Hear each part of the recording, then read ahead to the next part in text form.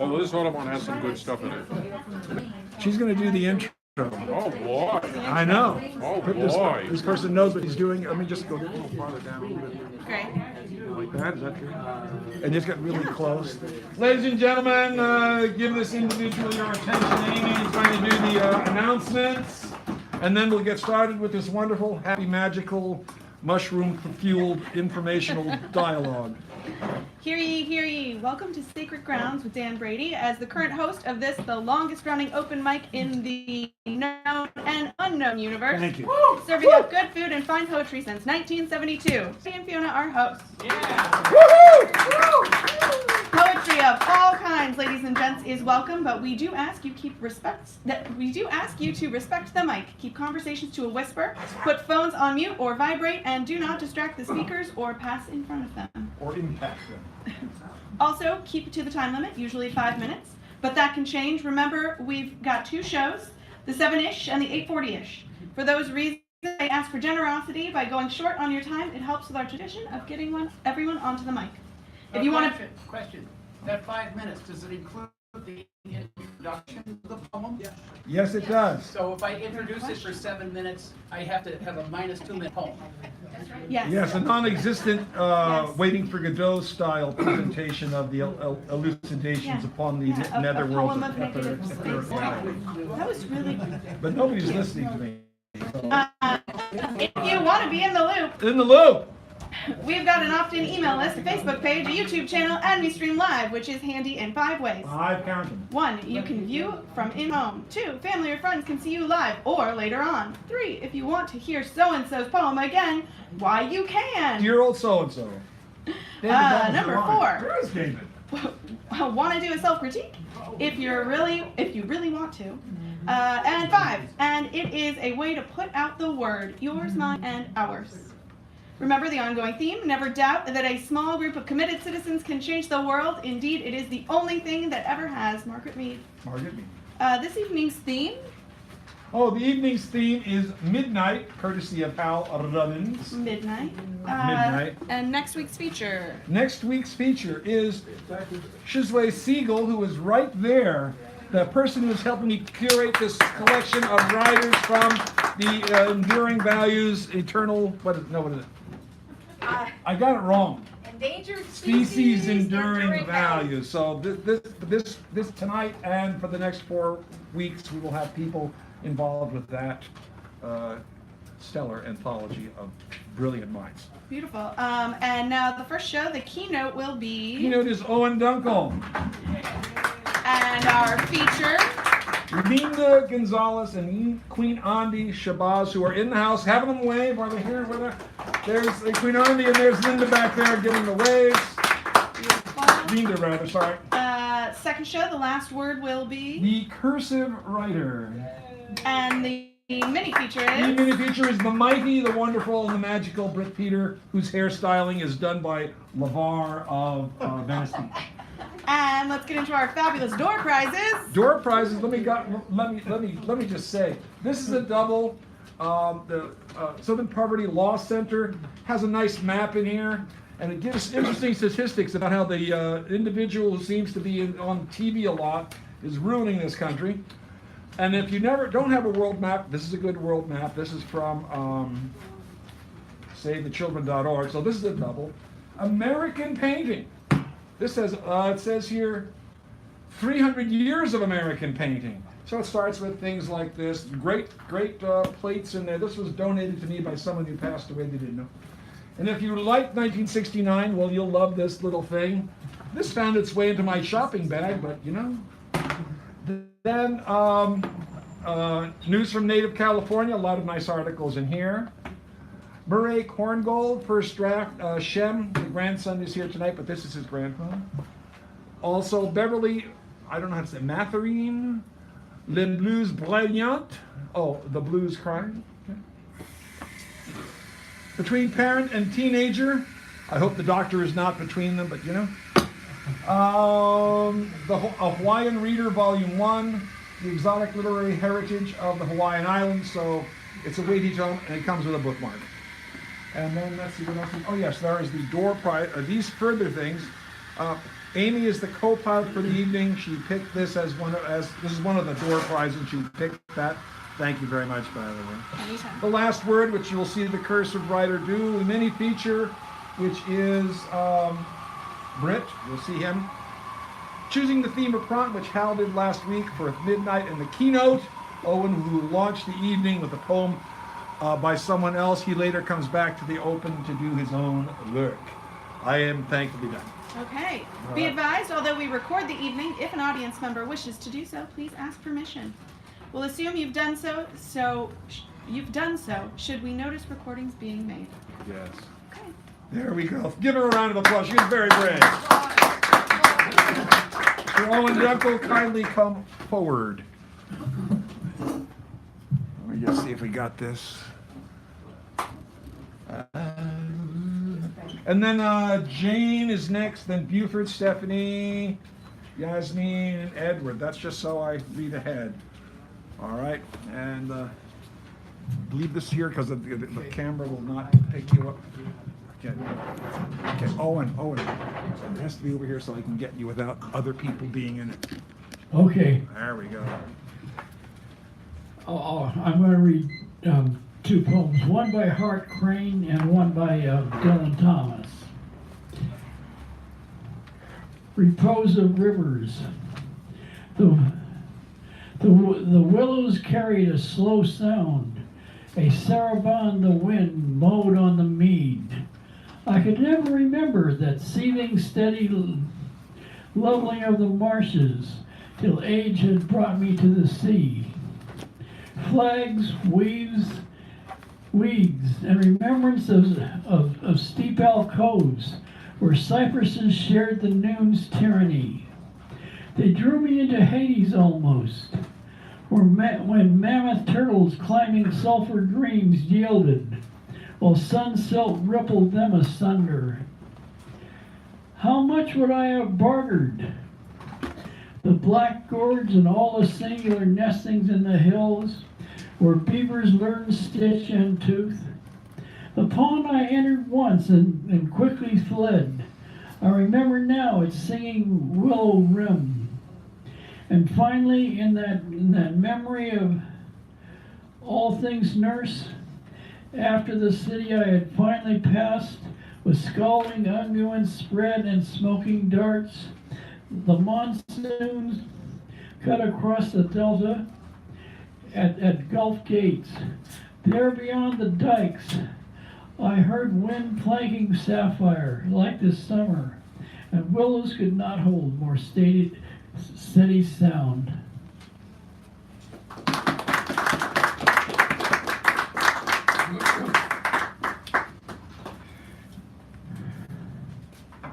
And this is a short poem by Dylan Thomas. In my craft and sell an art.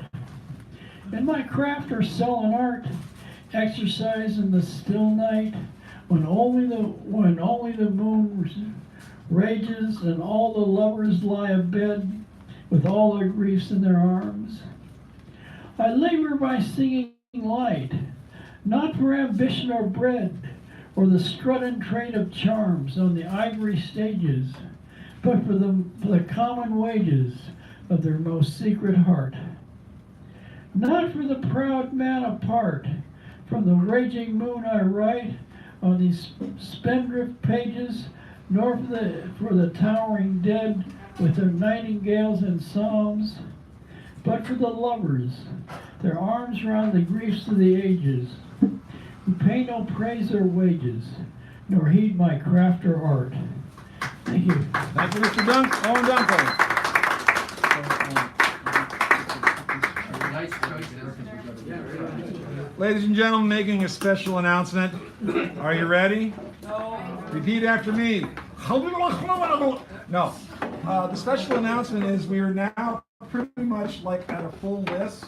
So I'm going to try to have people who, I'll call your name, be on the on-deck chair because we need to compress the amount of time that exists between given readers.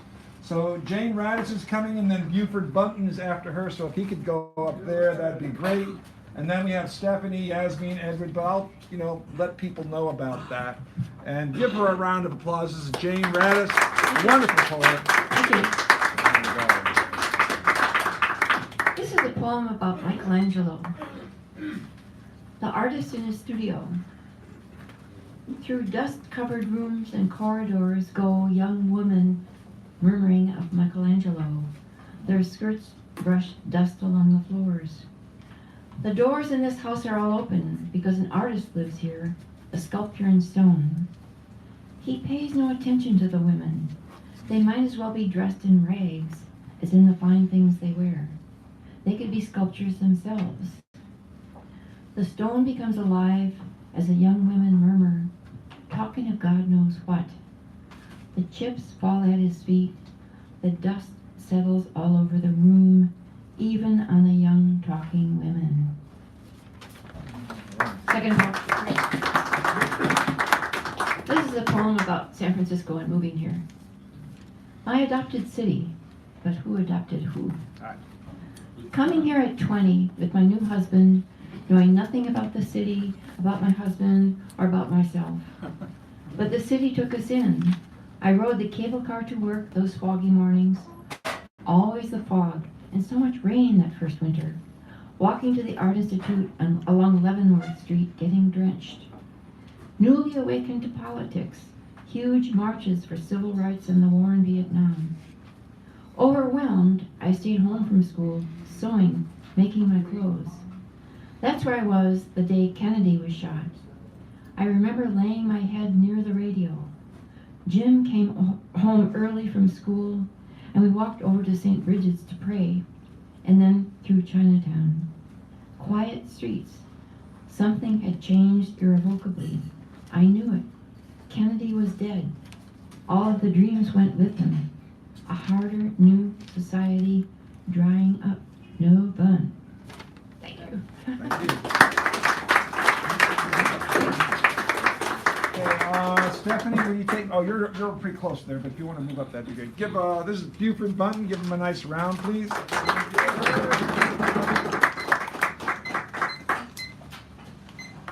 There we go. This is,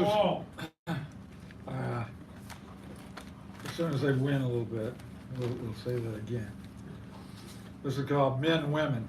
Men, women, luck the size of breast and vagina, indecision, coming together for elation or disappointment. Men, women, love, confusion. All right. This is called On These Energetic Days. On these energetic days, I think I've got more stamina and a bit more body than I have. When my students drive me crazy, when they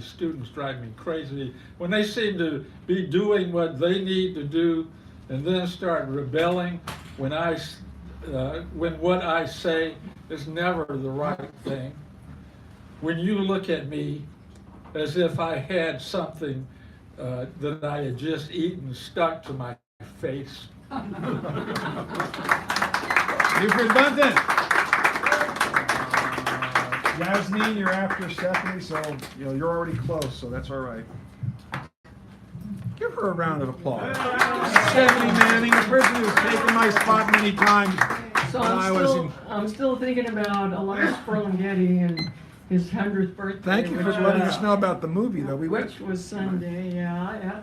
And this is a poem by Lawrence called I Genitori Perduti, which means the lost parents.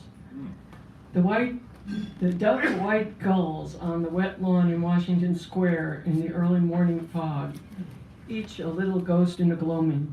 Souls transmigrated maybe from Hudson's shrouded shores across all the silent years.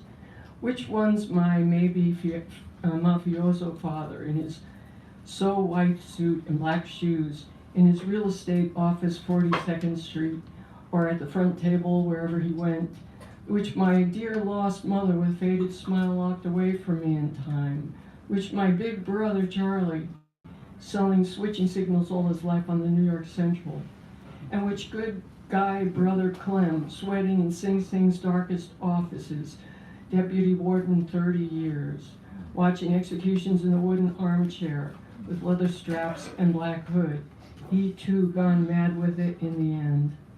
and which my nearest brother Harry, still kindest and dearest in a far suburb, I see them all now turn to me at last, gull-eyed in the white dawn, about to call me across the silent grass. Stephanie, here.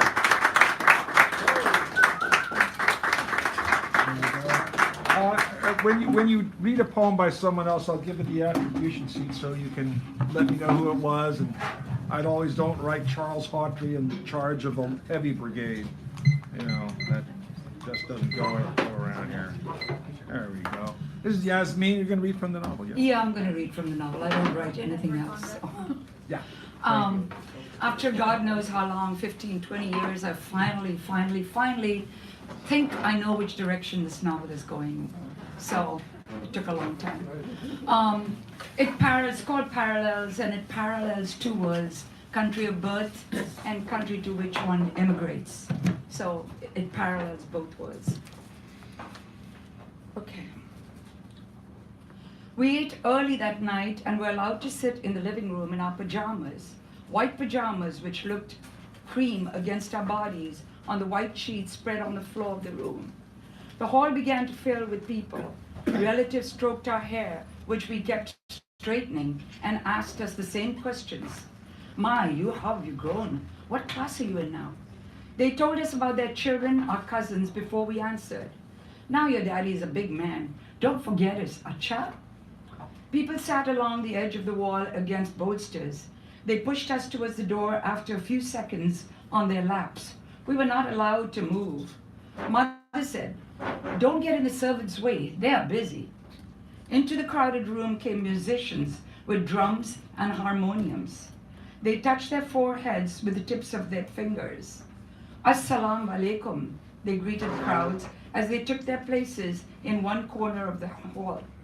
They coughed as they tuned their instruments. The servants brought them water. They coughed again. One of them hit his hollow palms together, producing the sound of a bottle cap being opened. And with the signal, the rest of the musicians picked up the beat of their instruments. They sang. A little boy, he sits on the shore, making toys of sand. He makes them with his hands, the childish boy, and breaks them with his feet. People applauded. The singer paused and said, "Listen to the poet in this ghazal. Listen. That boy is but a child. But you, my Lord, my God, are you not the same?" Father came and sat by brother and me. "Do you understand? Do you know what the man is singing?" He whispered to us, explaining the meaning of each song. The man continued to sing as the night progressed. He swayed us into the melody of the music. He engulfed us in his arms.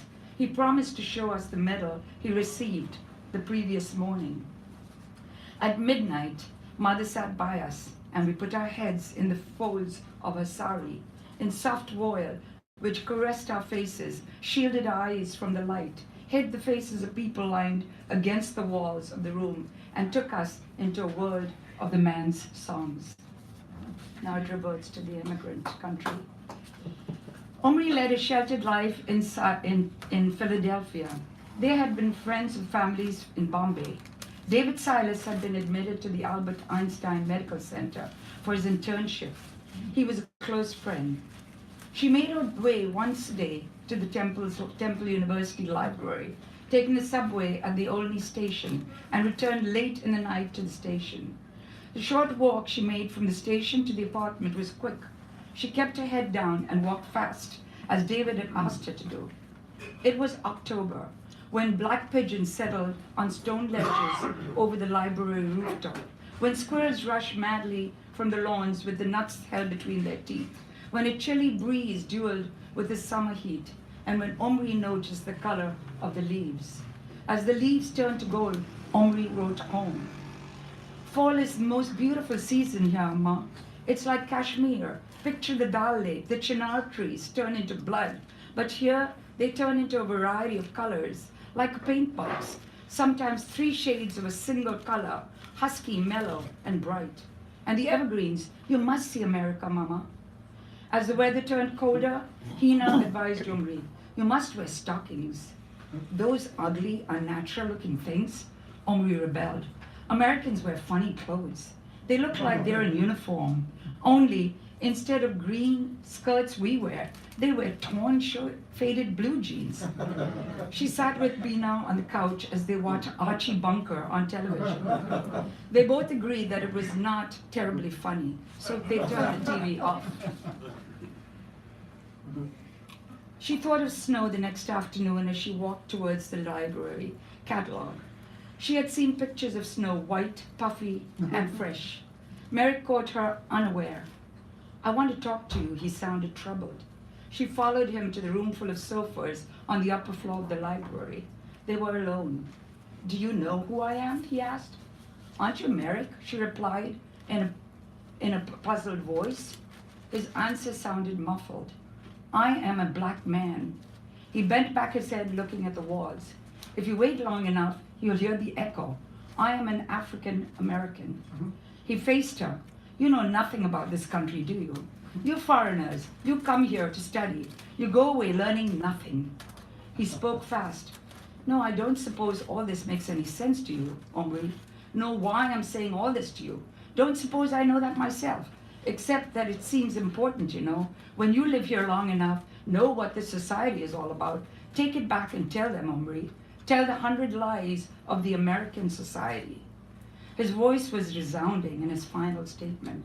"And learn what a black man is like in a white society."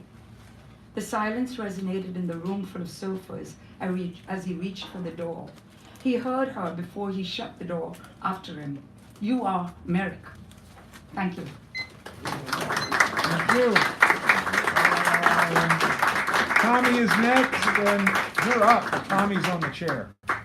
Okay, so I'm next? Yeah, you're next. That's why That's so fine. give I thought Mr. so. Ed Maiku, the Honorable, a round of applause, please. And then we have Tommy coming next. George Harrison is on his way. That's what he said. Bumps and memories, ice, steam. A piece of ice is about melting before you know it, about lost strength, white steam, and a brief memory of hurry. Remembering a green year. Boys admired other boys' muscles, other girls' breasts. Both wanted the bumps, wanted to swell up, to grow up, to be somebody bigger. Beautiful, bumpy. Bumps meant power, rock, and sexy. White teeth, wheels, drinking booze from paper bags. Lifted arms and pecs all bumpy. And steam's what you want memory to be, instead of being such a mixed bag of hips and magnets and dry donuts. And so, let's get happy looking here.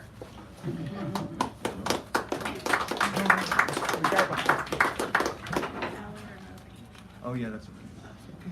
A man starts out as a traveler, suddenly became a hod carrier, and then is transformed into a lighthouse, crystallizing the blank in his mind with a keynote of sincerity as a mainstream spring drifting down the sands of time on flowery beds of ease until he hears an explosion going down the street, and he remembers his umbrella. How does it meet this menace if he does not retreat, if he does not run away, nor withdraw until the guilty are punished? You know, he doesn't meet anything.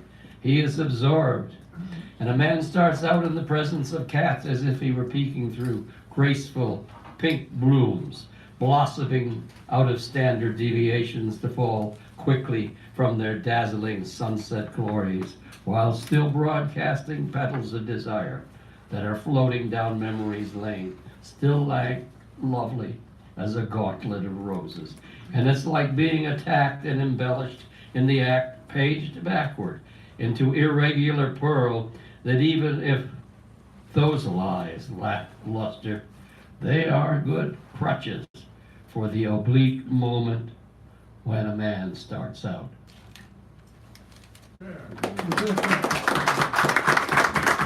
Edward Mike Q. We have Tommy Abacola Mecca at the mic and Owen coming up for his second set there.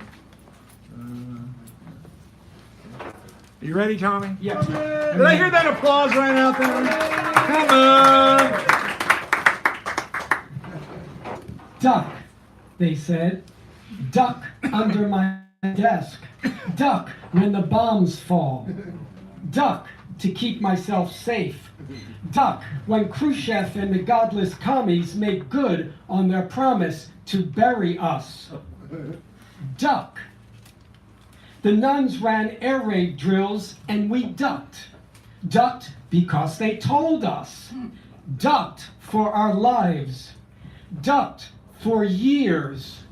Ducked praying. They told us to pray as we crouched there uncomfortably under our desks. Where do I duck now? To hide from the mass shooter, the white supremacist, the right-wing fanatic who can spray me with an AK-15, drill me with holes in the blink of an eye, bury me because I'm queer or in the wrong place at the wrong time. No desk, no prayer, no nun, no Homeland Security can keep me safe. They never told us that the real enemy was right here among us.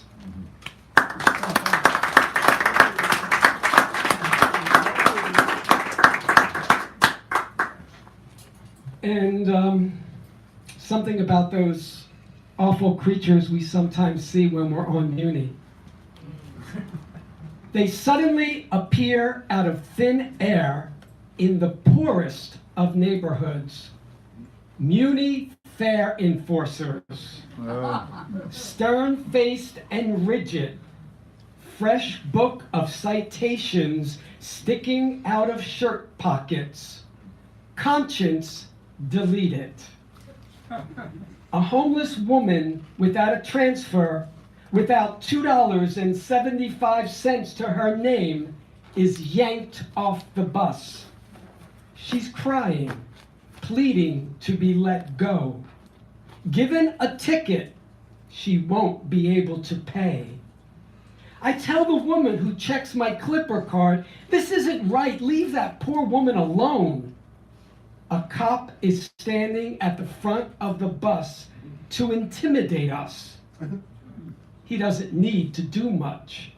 Everyone's eyes are buried in their phones. The fare enforcer has been programmed to ignore me as she darts back and forth, winding down the aisle. In a flash, the cops and fare enforcers are gone. The bus heads to the next stop as if nothing has happened. Thank you.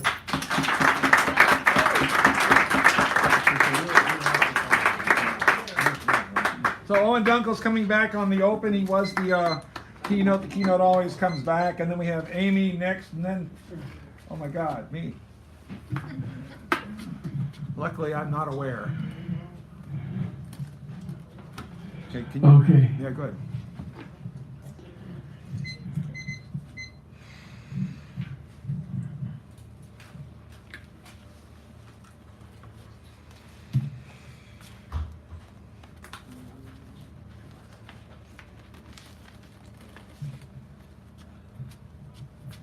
Pace. The pace set on very busy Sansom Street. The pace kind of crazy, nothing very lazy. Good God help me to someday find myself there is a person I thought I tried very hard to be but could.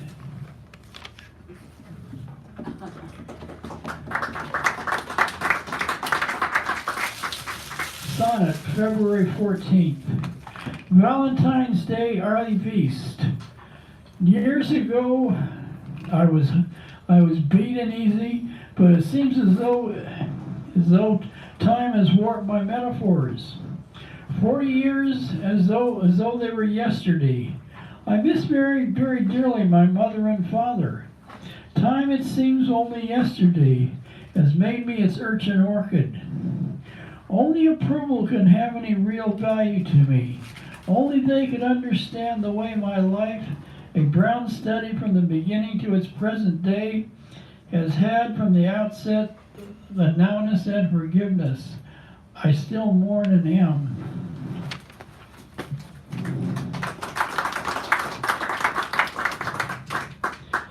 So cold the air. The day after the sunshine, so welcome after the mad stare of the bad rain, the roaring wind that came from somewhere around, December invited it to stay and say something. It said to February, my feet will not always be there to stay on the ground.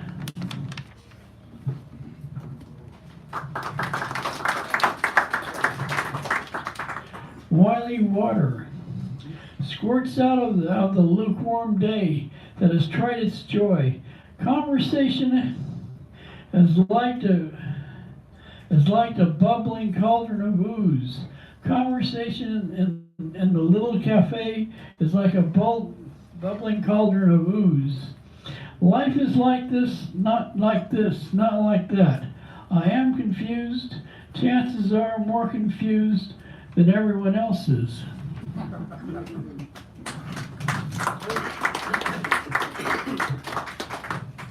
Sonnet 226:12. There is this day, the afternoon sun, the death of the imagination, so quiet all around me. Is the imagination the result of plenty of noise? More noise? The noise of the fire engines. Sirens is painful to my ears as a sunburn is to my skin. Some people say that sound the noise. Maybe there is no fire at all, but some people like the sound. Some people like to go naked in the snow. The rain, others like to listen to the sound of sirens as though they were listening to the sweet sounds that do not cease. A symphony by Beethoven, a concerto by Mozart.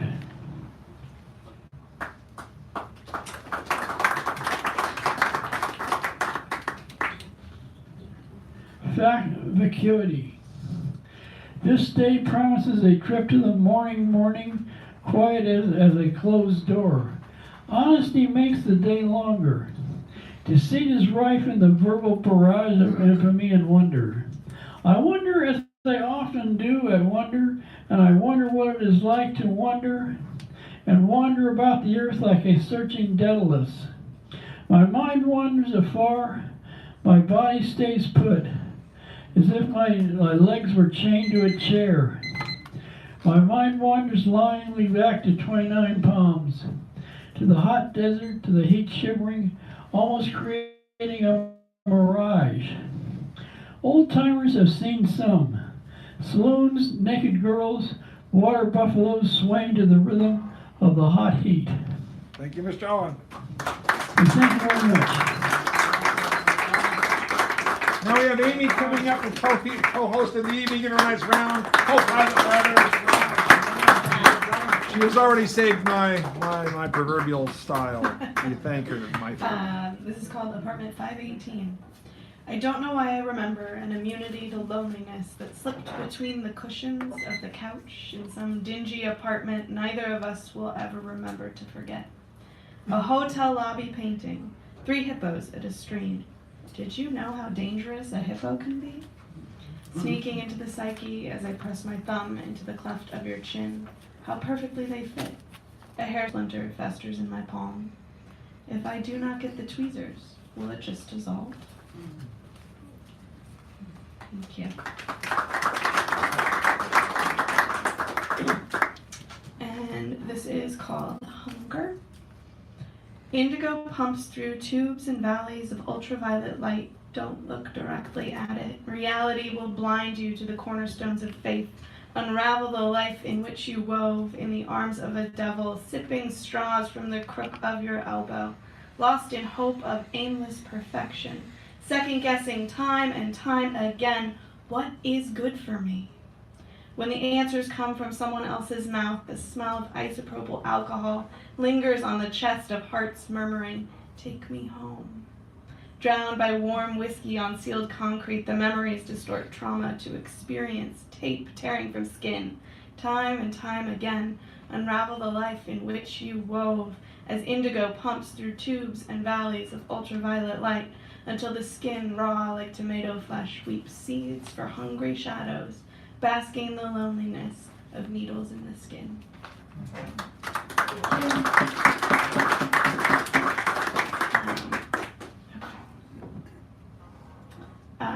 And this is She Never Came Back to Class.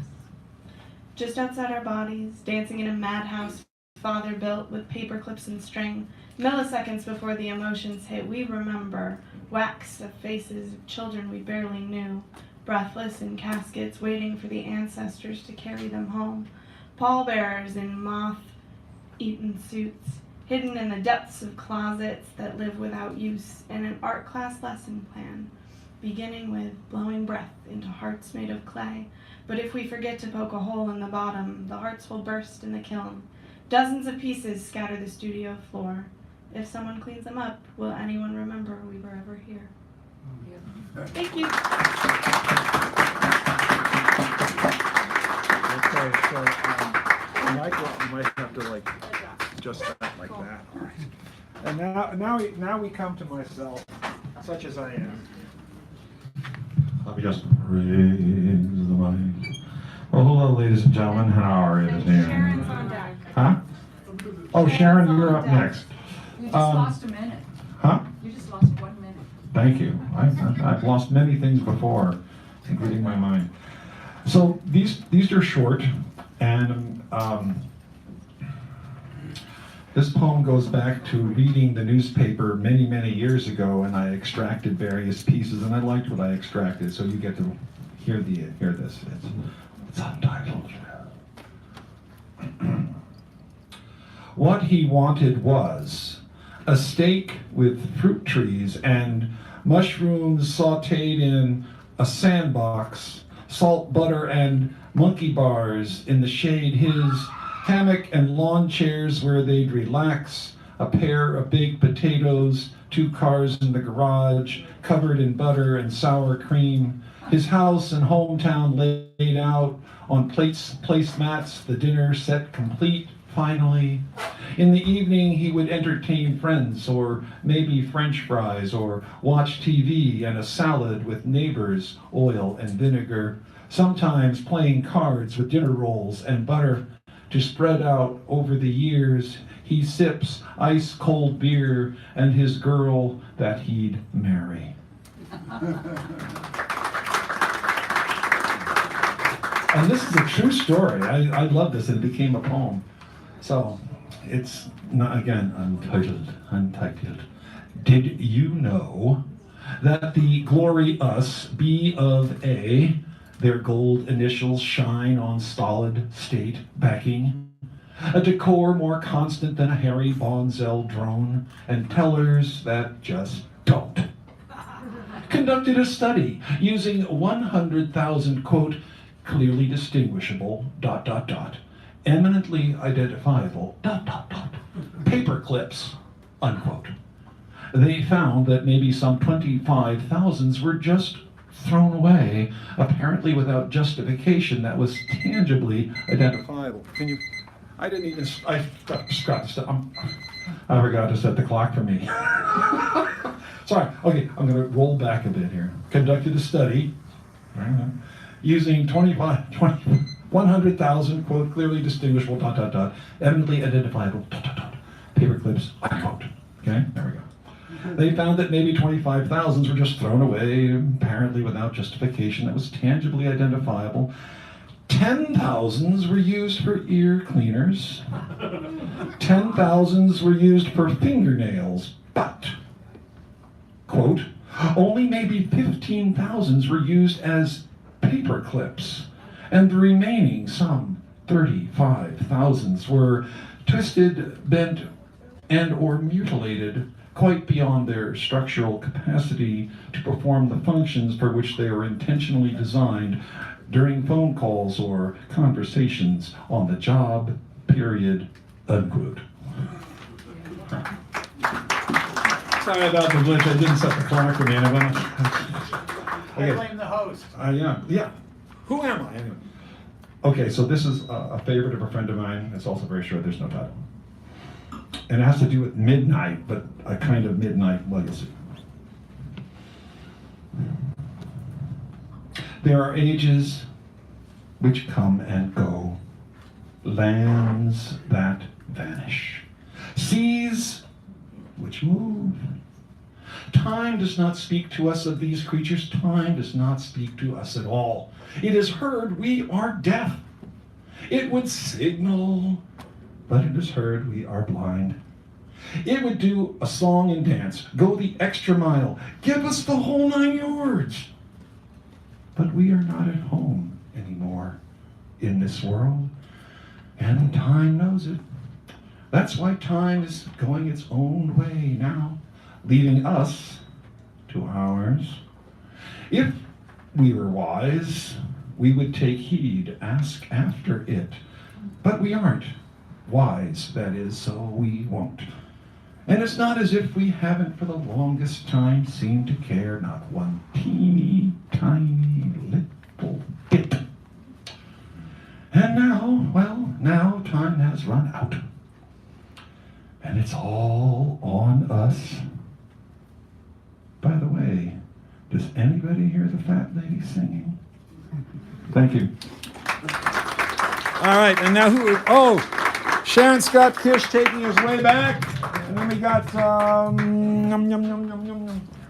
we got Mr. Martin Joseph, who knows he's ready and will show the proverbial wherewithal, toot sweet, as it were. And let me just lower the time a bit. Okay, this is a quote from Harriet Tubman. I looked at my hands to see if I was the same person now that I was free. There was such a glory over everything. The sun came like gold through the trees and over the fields, and I felt like I was in heaven.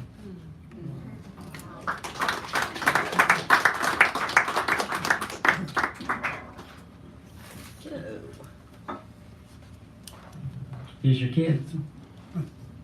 Midnight is for lovers. All teenagers, never enough time to be alone with boyfriends or girlfriends. The boys are interested. The boys, it's more hormonal. The girls, it's just swoon and time, flight, and fancy. Girls always watching with that special boy, finding out to the most minute detail his phone number, where he lives, what kind of car he has, and who he's interested in, and what sports he plays. The girls, boy, they are hawks, and they are watching. The little kids, they're watching too, but it's always to their own advantage. Bribes, secrets, they know, they tell, they keep. One of the things that is always important is every good girl has a curfew. The ones that don't have a curfew, well, we know what they call her. So, the little kids, they also know everybody's curfew. And they wander the neighborhoods at night, especially when it's spring and late summer, when it's warm, and they can sneak out of the house. One of the best places to go is the drive-in. The big kids, they get to go. The little kids know everybody's car in the neighborhood. And you always go to the drive-in that's close to your house. So, the little kids know whose car it is. So here we go. And if you're lucky, someone's parents will take you to the drive-in while you're at the pajama party. Put your pajamas on, you go to the drive-in. Okay, Papa's tired, Mama's tired, they start to snooze. The kids want to go follow that cartoon. Let's go down to the lobby. So they sneak out of the cars, and they're watching everybody. And they're watching all the cars, and they know all the cars. So one time, there's one little pajama party and all the kids are there, about 6 little girls. And here they are, and mom and dad are snoozing, and they open the car door. They open the door, but they don't close it. They just tap it. Wander through the lot, and here we go. That looks like Benny's car. Yeah, it does look like Benny's car. Well, why is it rocking up and down? I don't know. Well, let's go see. Off they go. The windows are steamy. Oh well, we'll peek anyway. So they get up on the running board and they look in. And Benny hears them. And he looks over and he wipes the windows and he sees these shiny little faces, toothless little faces, and he screams. Well, the girl with him, she jumps up and she screams. And she's hysterical. And uh-oh, it's Reverend Green's daughter, Mary Jane. Crash. Okay, the kids start to run. Benny opens the door. He's out, stumbling over his pants. They go to the lobby. Hey, they got a little money. How about a hot dog? How about some Boston baked beans candy? Let's get a Coke. Okay, some guys' potato chips. Scene over. Next morning, everyone's packing their little overnight cases. Hey Sharon, what's that you got? Insurance policy. What are you, Metropolitan Life? No, dummy. It's Benny's wallet.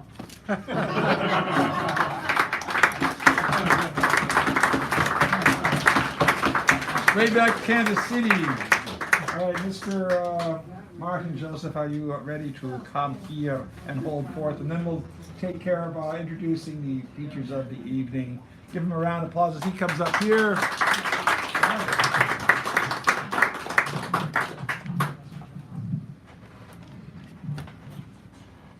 Yes. Good evening, Sacred Grounds. Good evening, Martin Joseph. Anybody out there? Yeah. Good evening, Sacred Grounds. Huzzah! Somebody is alive. It's alive, it's alive. Okay, so pop quiz. Other than Buford Bunton, does anybody else know that the baseball season starts tomorrow? Yes. Yeah. Yeah, okay. All right. I heard about it. Well, this is a poem called Groundskeeper. Some people think it's about baseball. Actually, it's not. It's about substance. Moments ago, it was a red-winged blackbird sitting out on the center field fence.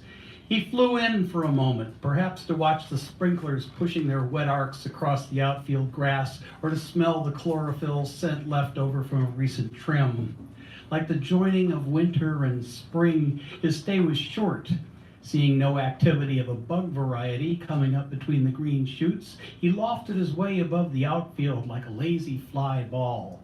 He circled the outfield twice as the coasts of players past collided with each other, chasing dreams of circus catch glory.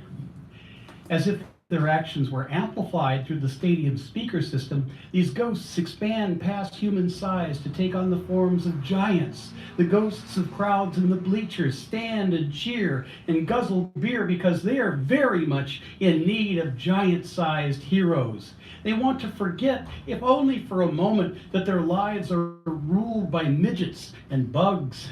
If their rulers had been present and not protected in the corporate boxes, perhaps the birds would have eaten them, too. It is all artificial. The action between the lines, the framing of the stadium, and the white lines themselves. In a world gone mad, it is the refuge of the troubled mind, the triumph of the objective over the rigged results of privilege, the freedom to fail without losing life itself. None of these are the concerns of the blackbird. The blackbird sees only what is. Seeing that there were only ghosts below, the blackbird glided out past the Coca-Cola sign into the gentle bay winds. Moments later, a robin alights near the left field foul pole. She doesn't know why she came, but something in her genetic memory hints of popcorn smells with a light spot of caramel. Seeing no signs of human carelessness, she departs, perhaps wondering why she came. The groundskeeper knows. It is that pre-season pregnant pause. He feels the same sense of impending life racing towards the stadium like the rolling pre-shocks of an earthquake. He listens to the only sound, the pulsing clips of the outfield sprinklers, and for a moment hears not a distant thunder, but the welling of crowd noises, the collective shuffle in search of thousands of seats, broken only by the urgent cries of, "Ice cream! Get your ice cream here! Peanuts!" Linseed oil wafts into his mind as his nose smells only a memory. In that special place in his mind, he hears the crack of a bat solidly upon a horsehide sphere. Now he is awake. And though the white lime lines are laid out perfectly, he thinks that he sees a slight imperfection, no more than a pebble-sized clod of red clay just to the left of second base. It is the only excuse needed to attach the dragnet to his little tractor and go puttering around the infield under the afternoon sun.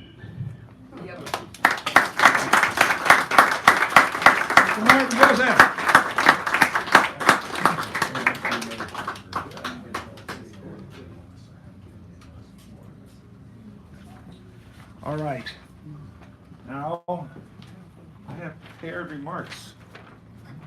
And am I okay on that? Yes.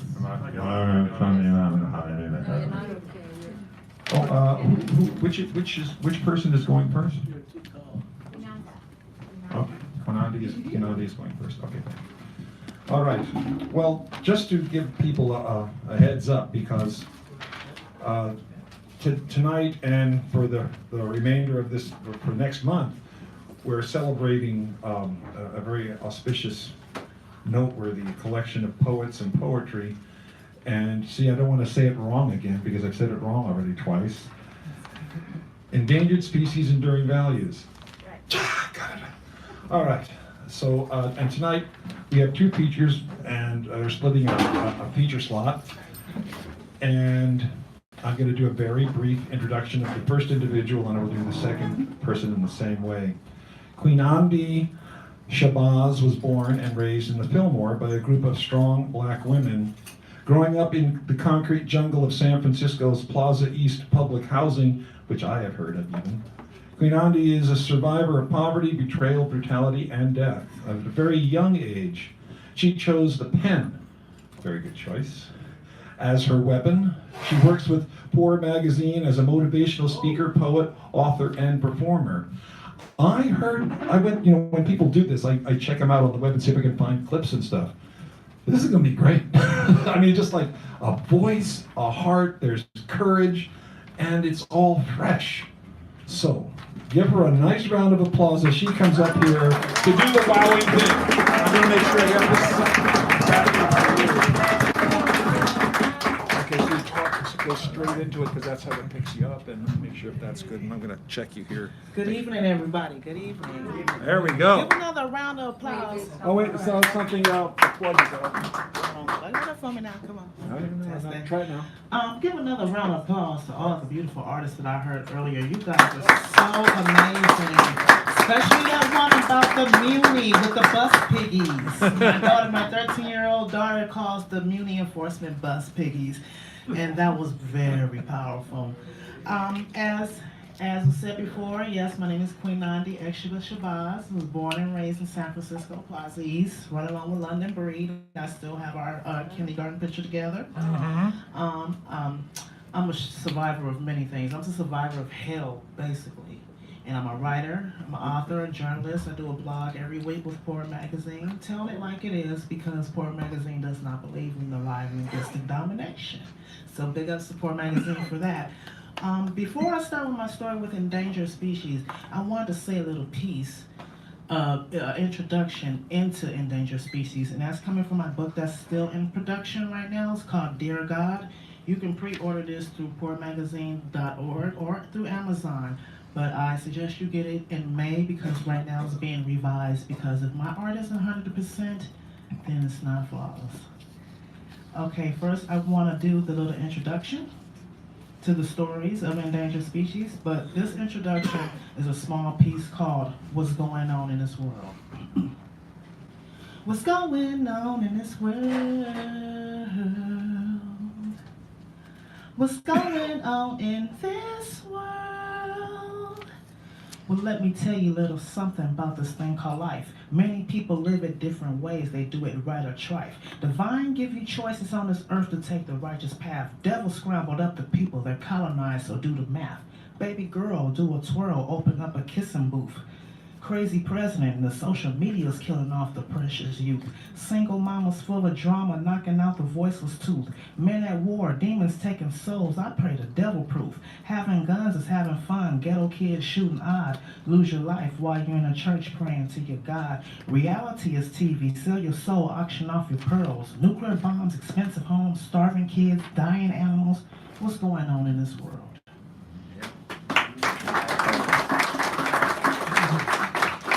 Okay, the piece I like to read from the book, Endangered Species and Enduring Values, which I suggest you guys pick up a copy of this, because you're going to need both.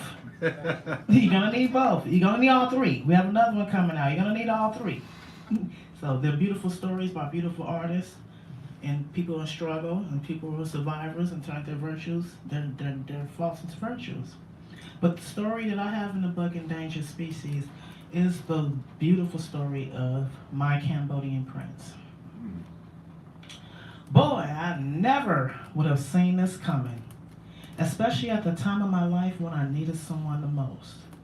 At this difficult time, I was trying to figure out how I allowed for a madman to misuse and brutally abuse myself and young daughter, and the burning question was, how was I going to escape this alive? One Friday night when I had a break from the madman, also known as the Rolling Stone, I put the kid to sleep and put on the movie What's Love Got to Do with It. I'd seen the movie before, but this time when the scene came on when Tina Turner finally broke and ran from the hotel after being assaulted by Ike Turner, the powerful cameo-like tune of the guitar and the whole melody itself tapped into my being, and tears began to flow down my cheeks. It was like the song was telling me to run like hell, just how Miss Tina was running, and that's exactly what I did. Somehow he got wise to the fact that I was gaining the courage to end this relationship, and he barricaded himself and our daughter inside of my apartment, armed with a razor blade, and began to play this weird satanic music while laughing in this disturbed fashion, acting as he was trying to invoke Satan himself. He always expressed that he'd rather die than go back to prison, and I was sure he was going to harm himself and our kid if the cops weren't called, if they were called. I was desperate to get my daughter out of his grasp, so I sought the help of some gangsta homies, quote unquote, that I can't name because I forgot their names, because as a result of being a Bob Marley fan over the years. However, these were the no women, no children kind of gangsters. So when I asked them for help to help me get my child from this Mac wannabe, first Philly Negro to worship Satan in the hood as maniac, they did not hesitate to assist me.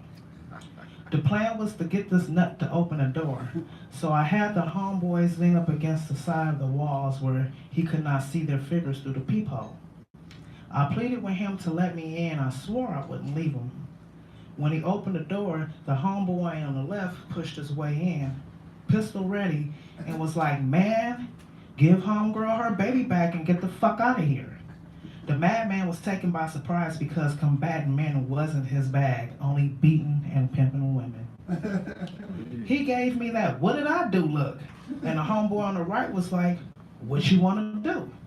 I said, "I want his sick ass away from me and my daughter. I don't want him back into this building. If you see him, do not let him up." Real gangsters did not terrorize the community. They protected it. Any young girl can go up to the homeboys and let them know she had any problems. And sometimes they will escort all those girls home. Although I had finally broken free from the maniac, I would not give his name no fame. I'm not speaking his name. It was something that rhymed with champagne. He left us with nothing. So I had to go do what needed doing because I had a kid that needed to eat. He found me and began to stalk and harass me, but by this time I was pissed and I wasn't running anymore. That same night when I was out on Leavenworth and Turk Street, I saw that young, dark, almond-eyed man that took me decades to find out that he was my true love. Solo! Whoa, where have you been?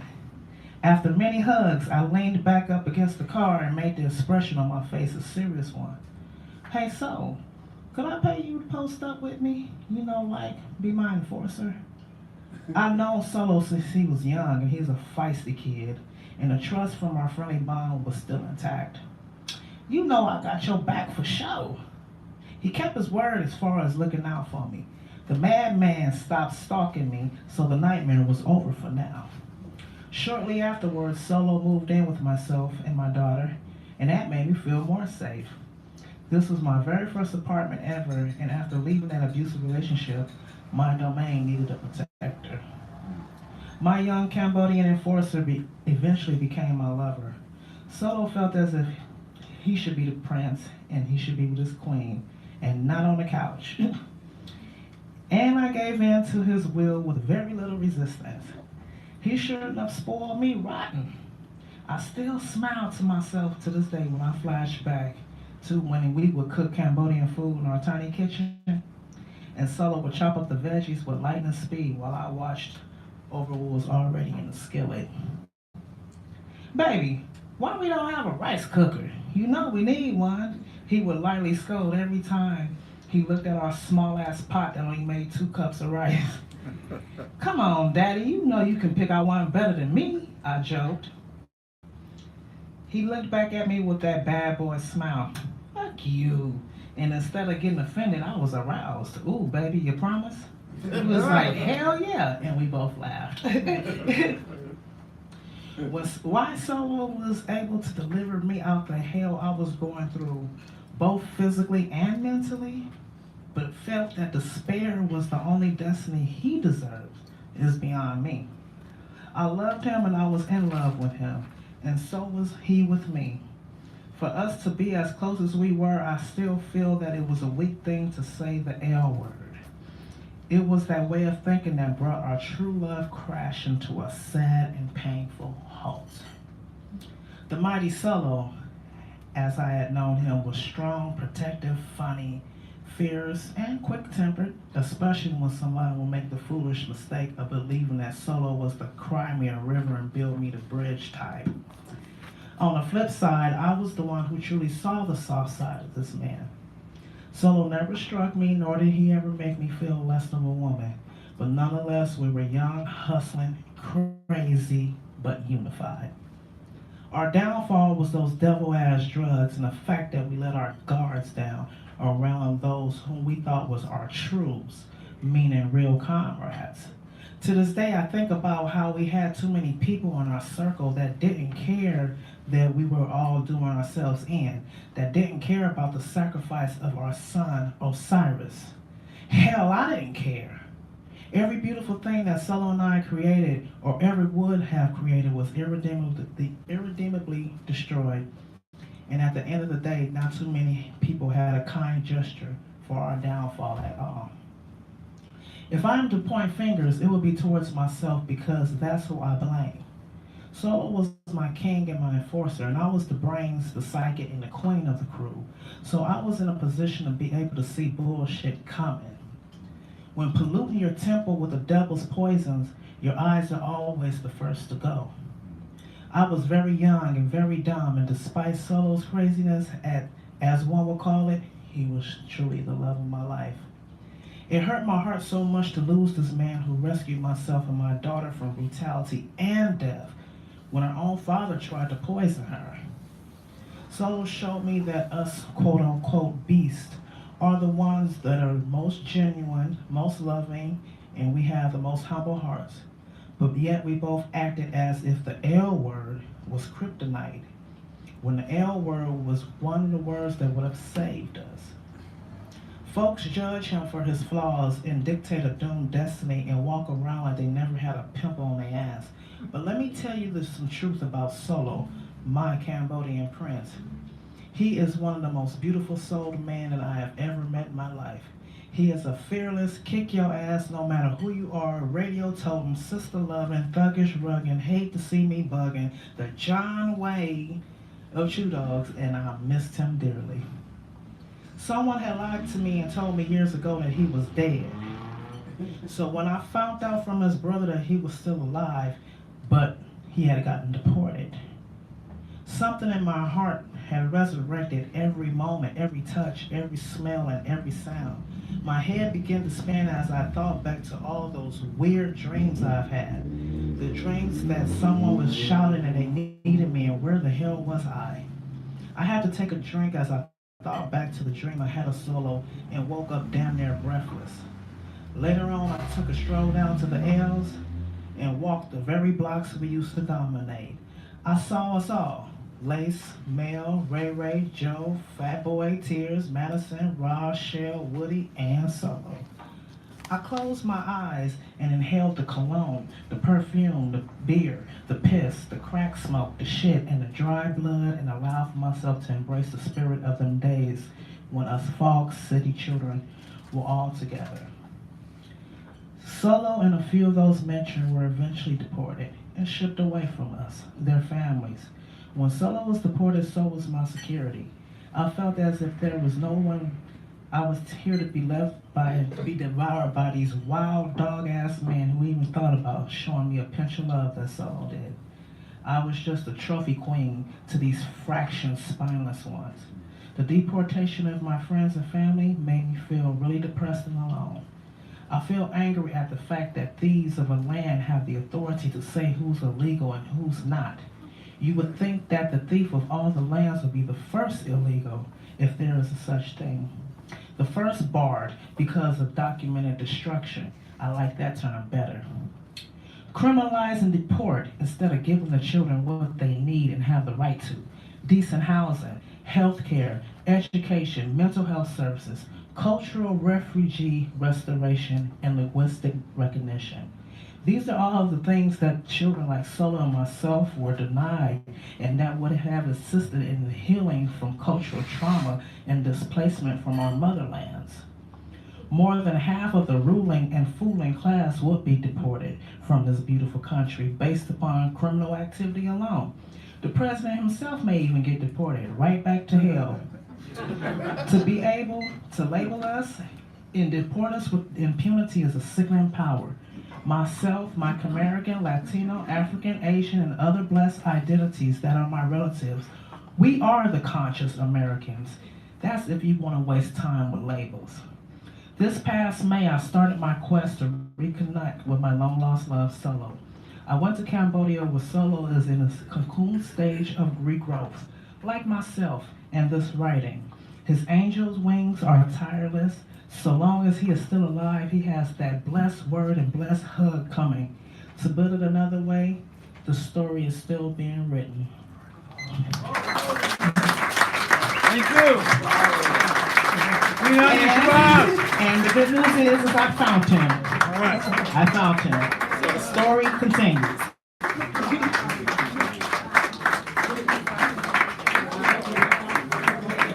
All right, in the second half of this duet here, Linda Gonzalez is the author of the award-winning memoir, The Cost of Our Lives. She's a life coach and speaker assisting writers and others to discover and reach their precious goals, and that's very important.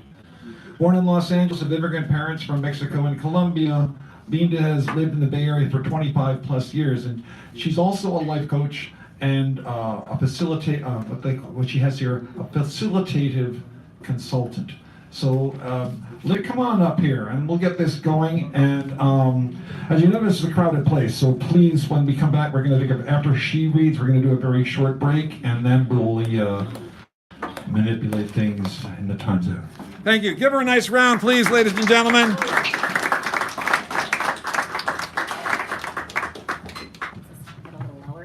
Oh, yeah, yeah. Thank you, David. That's wonderful. Thanks so much. Welcome. Oh, my God. Thanks to all of you for coming out and Oh, get supporting. really close. Really close. Yeah. Okay. Thanks to all of you for coming out and supporting endangered species, enduring values, and just art in general. Part of it is to take grief and pain and to make it into something beautiful. I'm going to read a short essay from this anthology, and then a short chapter from my memoir, and then a short poem. You inspired me to think about poetry again. Dia de los Muertos. Every year as November 1st approaches, I do the math to remember how long ago my father passed away on Dia de los Muertos. This year, I dutifully pulled up my calculator and subtracted 1996 from 2018. 22 years. And then the obvious hits me. I can always know how long it has been since he passed on to his next life by subtracting 1 year from my twins' age. They are 23 and were just a year old when their abuelo died. I remember carrying Gina down the aisle behind the casket, her and Theo's new life blooming while that same year Tots had faded. I set up my altar this week, pulling out the pictures of my dearly departed and adding new ones from this year. The first step is always laying out the cross-stitched mantle with years of stains and a dark mark from when a candle burned too hot.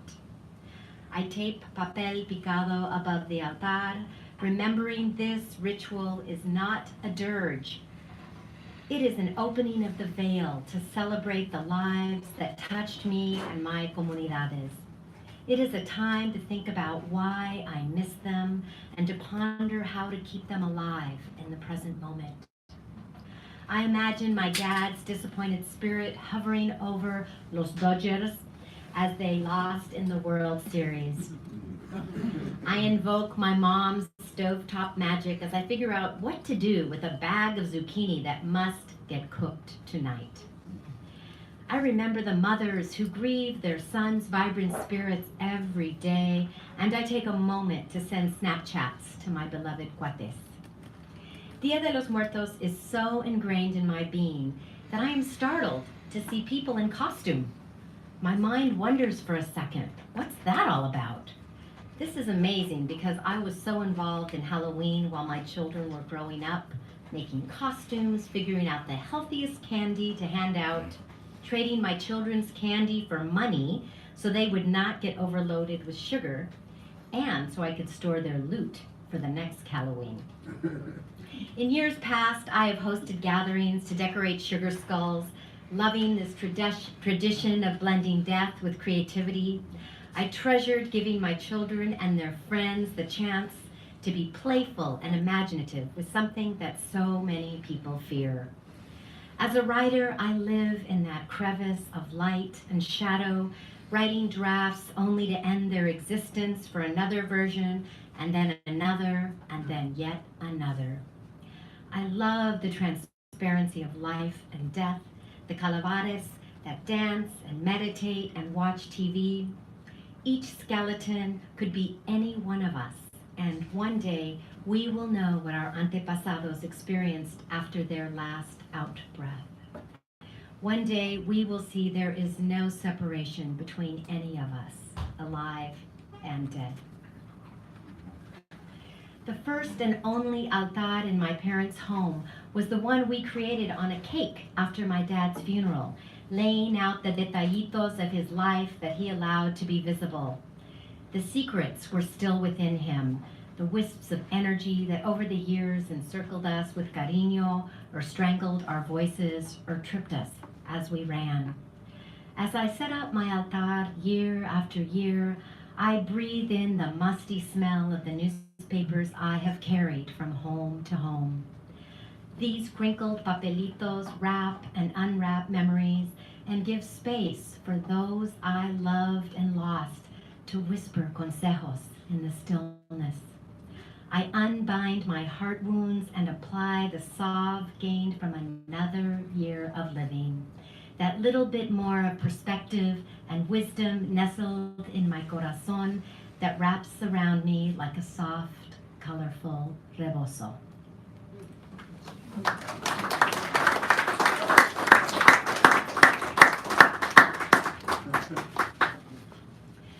I'm going to read a short chapter from my memoir called Crazy with a Purpose.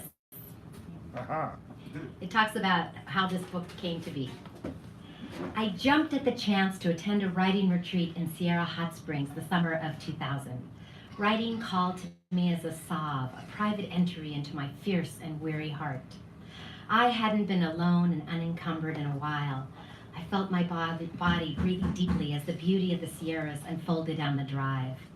After arriving and tossing my duffel bag on the floral bedspread, I joined a group of women around the dining room table. The first exercise was a visualization that involved going deep inside my body. Turning inward, I saw my body empty, dark, bluish black. I went into my right leg and the ligament was white with a black, jagged hole. Then it slowly became tinged with green, and it seemed possible to converse with pain as a way to heal it. The instructor Terry asked us, "What is the story that haunts you, that you don't know how to tell, that was passed on to you?" My gut balked, but I wrote it down. The story of my father growing up, leaving his family in Mexico, starting another one here in the US. While I listed other possibilities, this had the scent that my nose wanted to follow. Arriving home 2 days later, I resolved to write about my father's life, about the ways we had protected him, holding on to his image as an upright man despite an egregious act. I hired a coach to keep me on track with my writing, but my check-ins were mostly telling her about the unexpected rapids and swirling eddies that knocked me off my writing plan. The kids got sick. My mom's caretaker quit. My client freaked out and I had to do an unplanned intervention. The Monday before leaving for our usual Thanksgiving in LA, I called my coach. "What do you want to commit to your writing?" she asked. "I need to meet my Mexican sisters." "This week?" "No," I laughed, "but soon. I need to hear their stories so I can write my own." "That's a big commitment." "I know, it's crazy, but it's crazy with a purpose." "Well, what would be the first step?" "That's easy. I'll talk to my brother Miguel when I'm in LA." Miguel and I were the middle children in each trio, reluctant heroes who had inherited our father's attraction to tilting at windmills. Even though I hadn't yet asked, there was no doubt that he would say yes. I was ready for family beliefs to shift and allow the tide of life to flow like never before. Freedom was the flip side of duty, two sides of the same coin. I was crossing borders for a better life, the risks yet undecipherable. After perusing my regular writing goals, I knew they were beyond my reach that week, so I penned a poem. Mom's rhythm lost is mine gained. Her language devalued is mine to honor. Her memories of pain are mine to forgive. New beginnings bubble up in the maelstrom of regret and loss that swirls in my heart, looking for healthy tissue to nurture, atrophied muscles to pump oxygen into, unabashedly breaking laws about the old dream we were handed as our salvation. I then got up and pulled out my suitcase. My son Theo walked in and hopped onto the futon couch. "Are you daydreaming, querido?" I asked. "Yes," he said. "What do you think about when you daydream?" I asked. "I see a cow. Es negro, moreno, o blanco. It's black. Es un toro, una vaca. It's a vaca. Does it talk to you?" "No, it's on an island, eating grass." I smiled, imagining this cow on an island. After that day, we would ask him when he got a faraway look on his face if he was with the vaca on the island. His answer was often, "Yes, I am." How am I doing in time? You got about like a half a minute issue. That's kind of a short. This is too long. I can quit now. Yeah, probably plenty. Okay. Thanks so much for your time and energy, and I look forward to the other readings. A great reader! A great reader. Linda Gonzalez, keep it up. Pinami Schwab, give me another round there. So we are going to take a bit of a break here. I'm going to set this for really only 5 minutes because I really want to make sure we get everybody on. We got about 20 people who are going to be in the second half. So I'm telling people now, probably think about looking or considering what you're going to read, and try to see if make sure it's under 4. Because we'll get everybody on. That's what I like to do. That's what I like to do. I like to get everybody on. You know what I'm talking about here?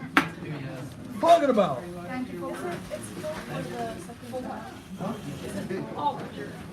What's your name?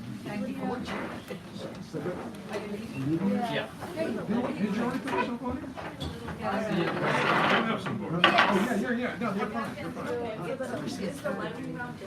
No, it's just my way of saying I better say something like I just did. Yeah, be fast. You're looking at 3 or 4 minutes. I'm doing the math, I'm looking at the clock, and figuring, if everybody needs 3 or 4, then we should be right. All right? Oh, hello. Hi, how are you? I wish I were better.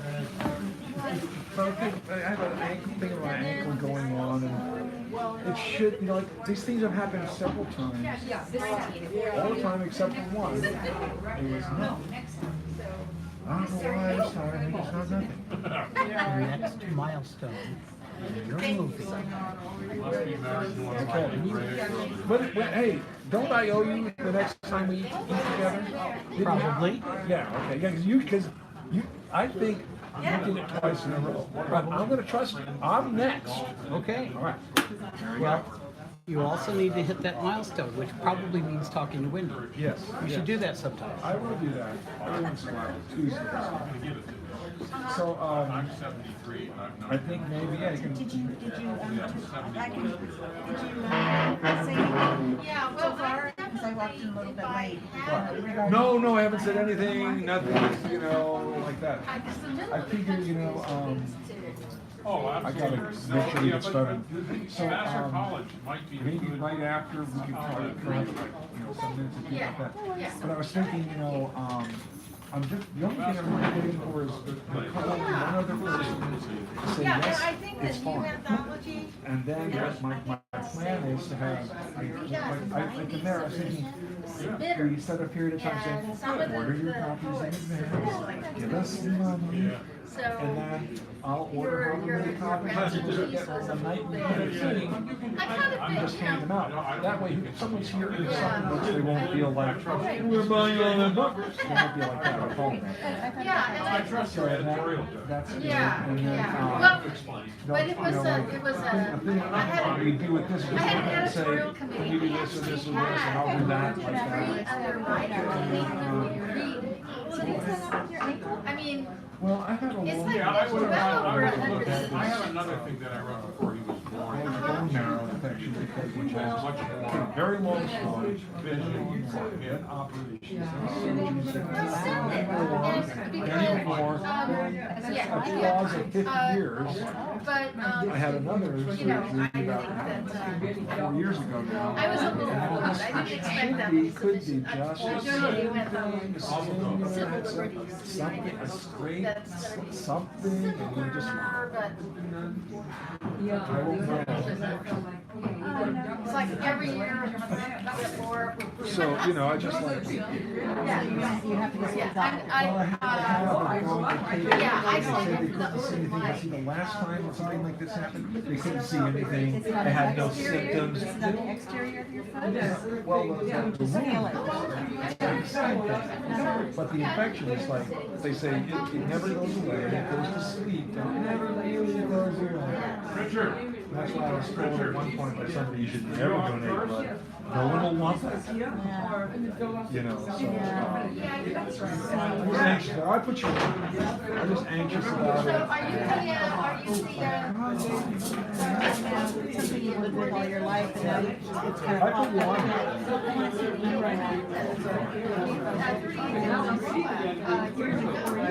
was telling somebody about this today and they asked how many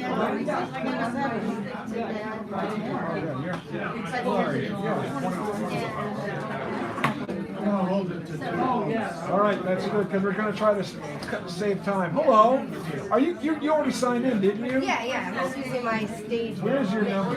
Right here. Mitch. 25, yeah. Mitch, this is not a letter. That's just. No, I crossed it out. Okay. It could have been a fancy letter, you know, all the letters mixed together.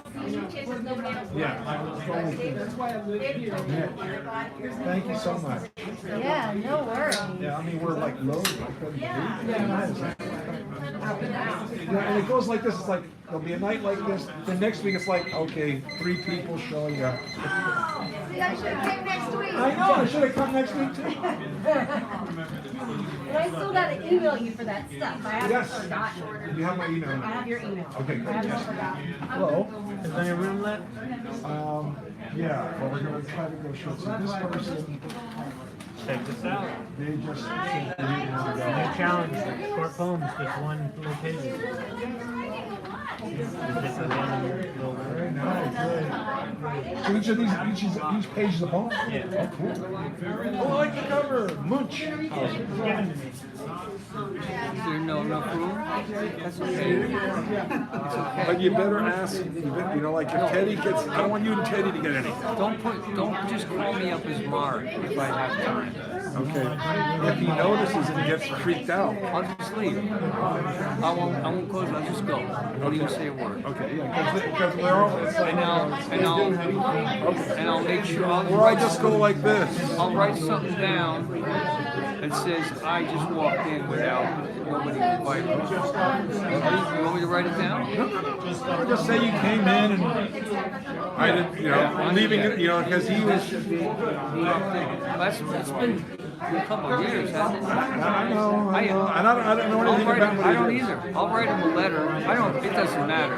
But I like this place. Okay. But that's the way it goes. Either way. So I'm going to call him to order so we can get going.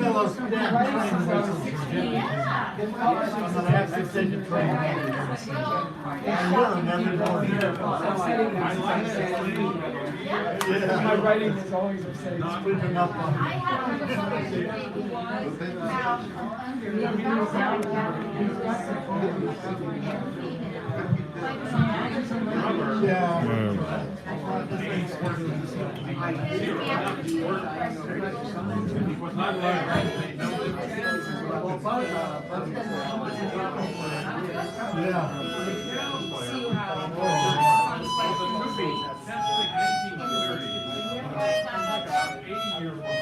Does that mean that you started? Good luck with the diagnosis. I have to get curves on it. It's not,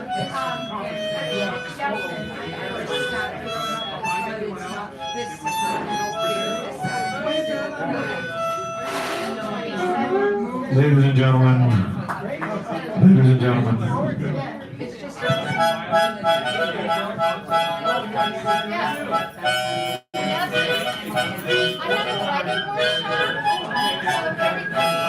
will you tap him over there? He's busy talking and trying to get his attention up here. Come on up here, Mr. Cursive Writer. Get the second show on the... Playing harmonic. You're not gonna get my attention. The Cursive Writers coming in to kick off the second half, so please give this man a round of applause. Remember, like I'm saying, try to go short. Try to go short. Please go short. Go short, please. Please go short. Thank you. Let me get you set up.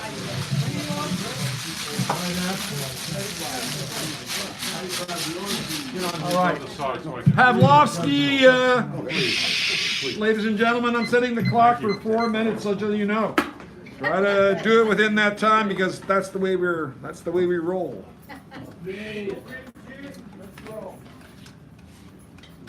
All right, this is called It Rides You Celebration. Drums attack as thunder. It rides, rides, rides lightning. African drums add their voice to the attack with what seems to be a violent act of love. relieving stress between sky. Drummer becomes one, then asks or answers other musicians as dancers dance. Sing for the mother. Shakers shake, drums talk, the story is told. Shakers talking drums add to the polyrhythms, moving over, under, through, around, together. The drummers drum from drums so large, ladders required, beats lowest of the booms, ringing deepest of reverberation, heard traveling straight, sideways, circles, traveling now until the waves dissipate, expend, diminish, as in chords. This rhythm will ride you. Flirtation, a seeding of soil, creating, growing, eating, loving, living, giving back. Voices move in and out, remain constant, and chant responds, until you can no longer ignore, if you ever could. Layers upon layers, moving, alive, anon, forever. Yeah. Chant. Chant for life in death. Chant for love, away hate. Chant for the flora, fauna. Chant for Mother Earth. Chant. Chant for the healthy, for the ill. Chant the monkey chant. Chatter, chatter, chatter, chatter, chatter, chatter, chatter, chatter, chat, chat, chat, chat, chat. Chant. Chant ends of killing. For the living left behind, reaping, carrying, watching the dead. For them, chant. Not to be banal, chant for the love, peace, understanding, reconciliation. Chant. Thank you. Third man. Doodle-mon. Thank you. All right, we're going to start. We moved that around. All right. We have George Lister, then Bob, then Shizway, then Dudermon, then Britt, Hal, a whole bunch of people like that. But George and I are going to do something a bit special. Let me just stop this clock so it doesn't go off in the middle of this, like going off in the middle of my thing, for crying out loud. And let's see what else is there. So, is Bob still here? Did Bob go? Is Bob still here? Bob's gone. Gordon? Did he go? He left. Oh, okay. All right then, Shizway, then you're after us. Okay. So you can explain this, and then I will just do the parts. Okay, hold on, let me get there. Are we good with this? Yes. Do we look nice? Ready? Yeah, I just want to make sure I say it. Okay. My friend, close friend, Craig, had biopsy recently, dreaded biopsy. So he wrote some stuff about it, and I filled in some gaps. Dan is going to take Craig's voice. The sky went from bright blue and golden sun to shades of red, orange, and rust. As the deeper blue slowly turned to black, the brightest of the stars and planets winked on like they had been hiding behind an azure curtain.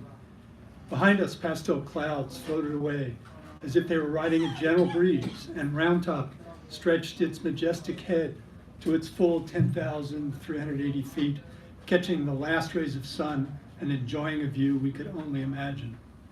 You and I moved to the most open area of our site, where we had an unobstructed view all around, and stood gazing as the earth and sky put on this remarkable show. We'll take 14 samples from your prostrate, 7 on the left and 7 on the right, and test them in the lab. This will feel like a bee sting. That night in 1993, my first meeting at your house, I didn't know any of the men in your living room. You didn't know me. But you stood for me, defended my honor, my integrity, my principles. I loved you immediately. Chunk. The sound fills the tiny room like the metallic ring of a staple gun. I need to take care of Samantha, so I can't go for a walk. Let's bring her, I say. Her head pops up from where she's peeing behind the log. An 8-year-old with modesty making sure we're not watching. Chunk, 2 down. Maybe we should try doing this walk during the day. We agreed during another of our nighttime hikes, stopping on a ridge to listen to coyotes yip across the valley. Chunk, white coat. And the dogs, Bear and Rafferty, Max and Mars, Pete Riley, Sherlock and Elizabeth. They're not your dogs or my dogs. They're our dogs. Blue light. I'm losing it, I moan. I can't teach and have hardly any students. I'm glad you finally realize what a useless piece of shit you are. Thanks, just what I need. Chunk, 5. Escaping from my dead mother's home, I call you across the country. I suddenly realize I can say anything I want to anybody. I can pick out the biggest, meanest, ugliest guy and tell him to fuck himself. When he gets ready to hammer, I look down, tell him my mother just died. Your laughter from a continent away soothes my jangled nerves. Chunk, cancer? You two don't have asses, says Robin, as we wiggle whatever we've got, leaning over the sink to wash the dishes. Chunk, radiation? And no warning vertigo attack on a hill in our beloved woods. I'm face down in the mud, trying not to drown in my own vomit. It'll be 3 hours, frightened, cold. Your hand on my back tells me not to worry. You'll be here with me as long as it takes. Surgery? It's Sunday, it's raining, we're in a redwood forest. We find laughter in everything. The wives, the bacon, the beer, the women, the crazy stuff honed by 25 years of high plane understanding, or silent. Our souls wrapped together, visitors by rare special invitation only. Chunk, dark fear and uncertainty. Mentos, I think they are not only not bad, they're actually healthy. My teeth have gotten better since I began eating them. What do you think? I think it makes as much sense as most of what we talk about. Chunk, death and dark curtain, near or far, gentle or brutal. She has officially named me her third grandpa. I sit with our granddaughter at dessert, putting together a mishmash of ice cream flavors. She watches, listens, looks at me with her sparkling, beautiful, exasperated 60-year-old eyes and says, "Oh, George." I laugh a lovely chill down my back. Chunk, like a bee sting, the pain is neither severe nor lasting. The violation goes to the center of me, though, where the hard device roots about and bites its little tributes of flesh. The news is bad. Max 1, the dog, can't be saved. I walk away and you and Robin follow. Your arms surround me like the three of us are grieving as one in the quiet of the empty field as my tears fall to the ground. As you always do, you give me what I could never have alone. The nurse, Big Dave, shares information and empathy. Almost done, he says, now grasping my right shoulder firmly with his large hand and shaking it crisply. You are strong, and I am near, his grip assures. Maybe we won't kid about death anymore. I don't really want your car. Let's make a pact to stick around for a while. I do it to myself now, reaching across my body with my own large hand, grasping my right shoulder firmly and shaking it. I am strong, and those who love me and those who know me are near. I reach my hand and my heart out to you, as we have to each other in our quarter century together. It's what we do. I'm with you always. I know that, and I am with you. Thank you. All righty, Danny. Shizway's next, and then Juderman, if you want to come up and get on the warm-up seat there. We're going to try to keep it. Whoa, let me just. David. There we go. I'm just going to try to get this organized. You got this.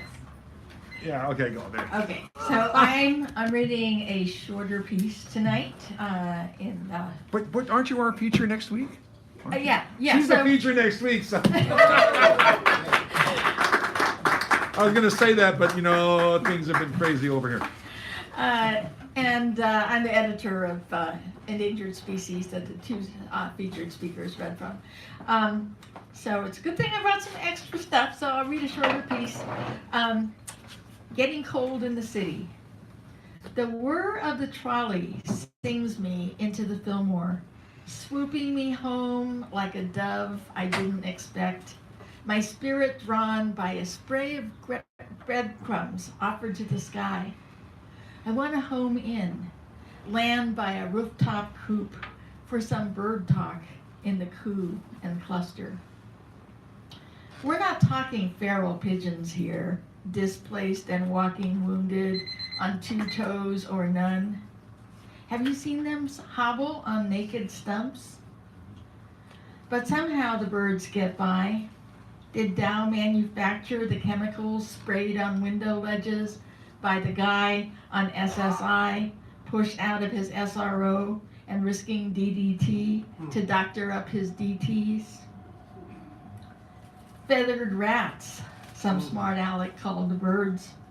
Cockroaches of the sky, he might have said.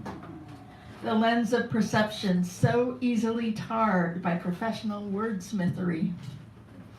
Scaly-legged descendants of the dinosaurs, easy prey for the masters of the universe that scramble up the high canyons of finance, shooting for the stratosphere where raptors roost among the gargoyles.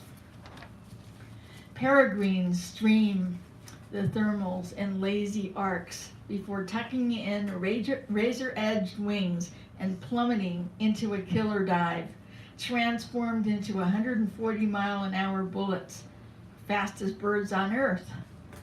Falcons to the lords. Only the best deserve attention from the best. Inside, traders, sleek and sharp in Armani, drive up the cost of razor wire, getting high on adrenal glee. Powder, not crack. Popping pills to chill the sweat. Don't they know that they won't feel the shiv when it's slipped between the ribs? Fear lies frozen in the before and after, not here in the now. But no, their world is a bubble I won't buy into. Take me home to the doves of peace, down in the bottomlands beneath their notice. Let me breathe with the domino players and the beatboxers, the bachans and the lolas, the aunties and the mum-mums. Can't throw no shade on those who know how to make light from above into a light from within. Once you have it, can't nobody take it away from you, but you. Getting cold in this here city, headed into the vale of consumption or the cave of introspection, 'tis the season for gluttony or gratitude. Thank you, bus driver, for riding me back to the Mo. You're not a robot. You're a human being trying to feed your kids. Schooled in cooperation, rich in humility, we are beneath their notice. But we do have our self-respect. Do they? Well done. Our next week's feature. In the house. All right. Now Dudamon and then Britt. Britt, who is our mini of the evening. Let me get this going here.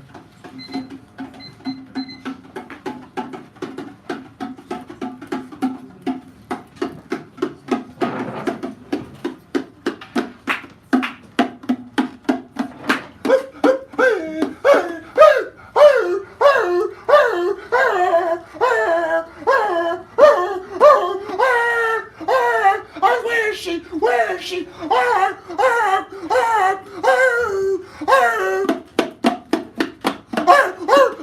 smell her! I smell her! I smell her! Be quiet over there! I smell her! I smell her!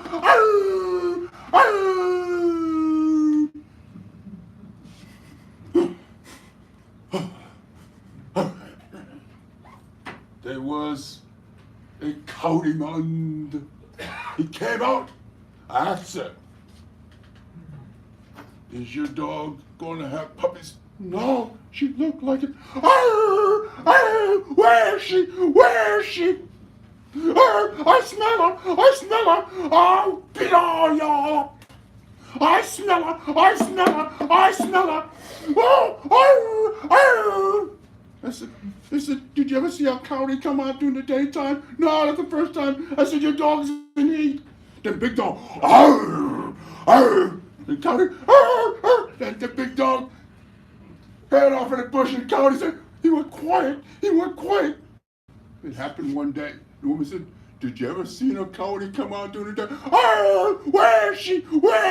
I want her. Big dog went, arr, arr, arr. And coyote, and then rustled in the bush, and coyote went, no sound. But the most frightening thing is to see a coyote come out there during the daytime. And I said, is your dog having puppies? She said, no. But God, oh, yes she is. She's in heat. I smell her. Lady, is your dog gonna have puppies? And coyote stood there, but big dog came, oh, and coyote went, ooh, I'm just a whimper, you seen?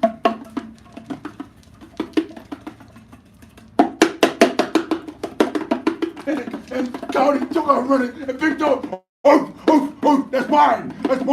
I want her. And coyote said, you can have her. I'm gonna live another day. And I said, lady, is your dog gonna have puppies? She had puppies years ago. I said, not the way coyote came in, I smell her. And I said, darn, lady. She said, did you ever see a coyote like that during the daytime? No, it scared her. But she said, the big dog came and said, a coyote, you can have her. I want to live another day. Come on. All right. And now our mini feature of the evening, Britt Peter. Give him a nice round as he comes up here. Make sure that's good. There you go. Britt Peter. All right. Woohoo! I want to thank Hal for the theme. It led to a good week's listening. Round midnight collage.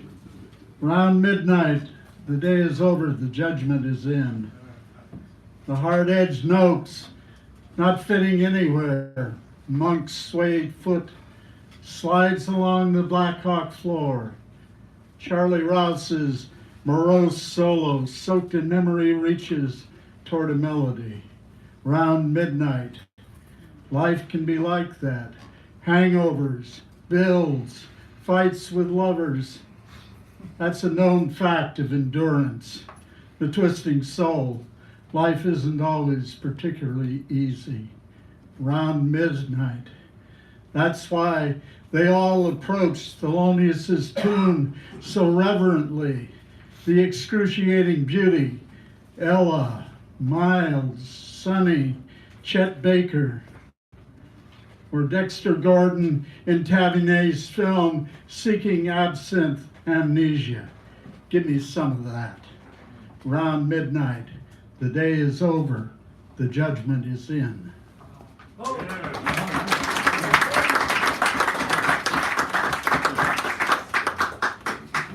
And more of our current misery. Warfare domain. Just recently, in another attempt to endanger our lives, the resident MF signed an executive action to declare space a warfare domain. To protect what? Not all of us, but gun running forever. The making of money off of war. Surely there are words in every language, in every culture to contend with murderous insanity, like common sense, or enough already. These few, Trump, Pompeo, Bannon, Bolton, Betsy DeVore, and Barr, are public enemies. Put posters up on telephone poles and with other most wanted in the post offices of the country. We are in the Niemöller zone. Look it up if you have to. Cherish then the rare chances to walk through quiet groves without interruption and surveillance, and to look up through the clear night toward the black estuaries between stars. Yeah. That's good, Peter! beginning of the evening, and he was very generous, Britt. Thank you. And now the well-regarded Hal Robbins will address us formally, informally, and do a recitation beyond belief. Yeah, you're This takes 5 minutes, for which I'm sorry. It's one of the conversational poems of Coleridge, and it mentions the belief that was held in England at one time that if you were looking into the fire and you saw a blue flame almost motionless on it, then you would be visited by someone, the blue flame and the visitor known as a stranger. The poem, Frost at Midnight. The frost performs its secret ministries, unhelped by any wind. The owlet's cry came loud, and hark again, loud as before. The inmates of my cottage, all at rest, have left me to that solitude which suits abstruser musings, save that at my side my cradled infant slumbers peacefully. 'Tis calm, so calm indeed that it disturbs and vexes meditation with its strange and extreme silentness. Sea, hill, and wood, this populous village, sea and hill and wood, with all the numberless goings-on of life, inaudible as dreams. The thin blue flame lies on my low-burnt fire, and quivers not. Only that film which fluttered on the grate still flutters there, the sole unquiet thing. Methinks this motion in this hush of nature gives it dim sympathies with me who live, making it a companionable form, whose puny flaps and freaks the idling spirit of its own moods interprets everywhere, echo or mirror seeking of itself, and makes a toy of thought. But oh, how oft at school, with most believing mind, presageful have I gazed upon the bars to watch that fluttering stranger, and as oft with unclosed lids already had I dreamt of my sweet birthplace and the old church tower, whose bells, the poor man's only music, rang from morn till evening all the hot fair day, so sweetly that they stirred and haunted me with a wild pleasure, falling on mine ear most like articulate sounds of things to come. And so I brooded all the following morn, awed by the stern preceptor's face, mine eye fixed with mock study on my swimming book, save that the door half opened and I snatched a hasty glance, and still my heart leaped up, for still I hoped to see the stranger's face, townsman or aunt or sister more beloved, my playmate when we both were clothed alike. Dear babe that sleepest cradled by my side, whose gentle breathings heard in this deep calm fill up the interspersed vacancies and momentary pauses of the thought. My babe, so beautiful, it thrills my heart with tender gladness thus to look at thee, and think that thou shalt learn far other lore, and in far other scenes, where I was reared in the great city, pent mid cloisters dim, and saw naught lovely but the sky and stars. But thou, my babe, shalt wander like a breeze by lakes and sandy shores, beneath the crags of ancient mountains, and beneath the clouds which image in their bulk both lakes and shores and mountain crags. So shalt thou see and hear the lovely shapes and forms intelligible of that eternal language which thy God utters, who from eternity doth teach himself in all, and all things in himself. Great universal teacher, he shall mold thy spirit, and by giving make it ask. Therefore all seasons shall be sweet to thee, whether the summer clothe the general earth with greenness, or the redbreast sit and sing betwixt the tufts of snow upon the bare branch of mossy apple tree, while the nigh thatch smokes in the sun-thaw, whether the eavesdrops fall, heard only in the trances of the blast, or if the secret ministry of frost shall hang them up in silent icicles, quietly shining to the quiet moon. Now, Robin. There you go. And now, David E. Julian. Is Julian here? Julian, you take the on deck spot, please. And then after Julian, we have Shem, Greg, Antoinette, Alistair Crowley in the all light images. Ba boo boo bee, ba boo boo, bee da. Seeking deep train, I give you mundane. It doesn't turn out the way I expected, partly because my ideas are rejected. Causation to wish fulfilled. I serve the dish with fare unbilled. Interaction with a crowd, theories, thoughts expressed out loud. Eyes are blind and head is bowed. I wander lonely as a cloud, dissipate, extinguish, poof. Wishing so is not enough. Celebrity, celebrity, idol worship, can't you see? Pope, please intercede for me. This cult of personality.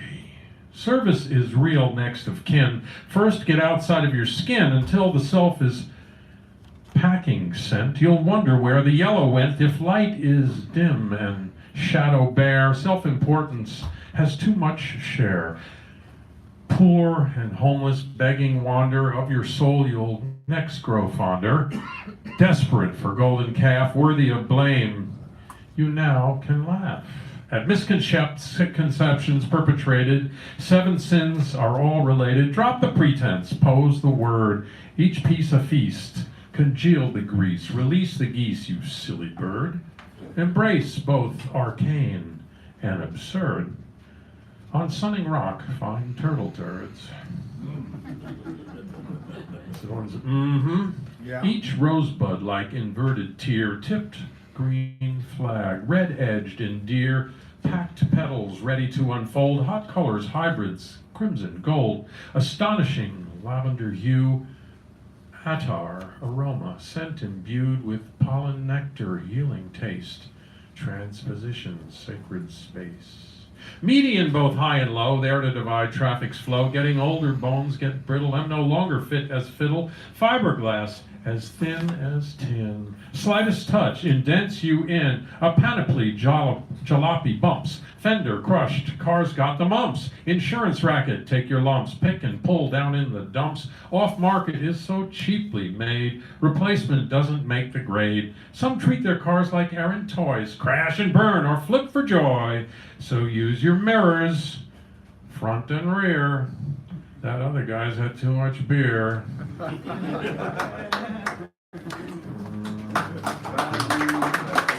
And give us this day no daily cred. Minimalist, pointillist, point that disappears. Reverse the process. Tesseract becomes a sultry sphere. Think of me. Oh no, sorry, that's a different poem. Tesseract, sorry, yes, I did that. Becomes a sultry sphere. Esophagus on top of us. Expurgate, expunge, backward flip, incessant drip. Reconstitute, take the plunge. Reverse the drive, not wet but dry. A cloud without its water. Justice again bamboozled, our dollar drawn and quartered. David is right. So, is this your first time hearing? Okay, I thought that might be you. Give Julian a round of applause, ladies and gentlemen. Thank you so much. Okay. All right. You guys getting ready to get emotional? All right. Well, I hope so, because I'm tired of holding them in. Yeah, well, don't hold it in here. Well, you can if you want to. Well, we'll see. So most of my poems are actually well over 5 minutes, so I'm going to try something new. It's not quite done, but we'll see how it goes. It's called Birthday Wishes.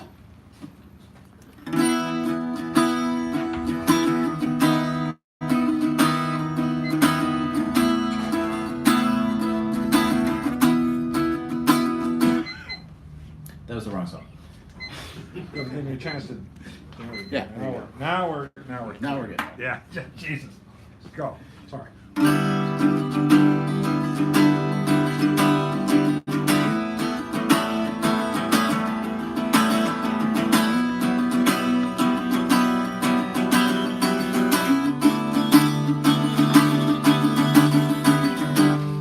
Happy birthday.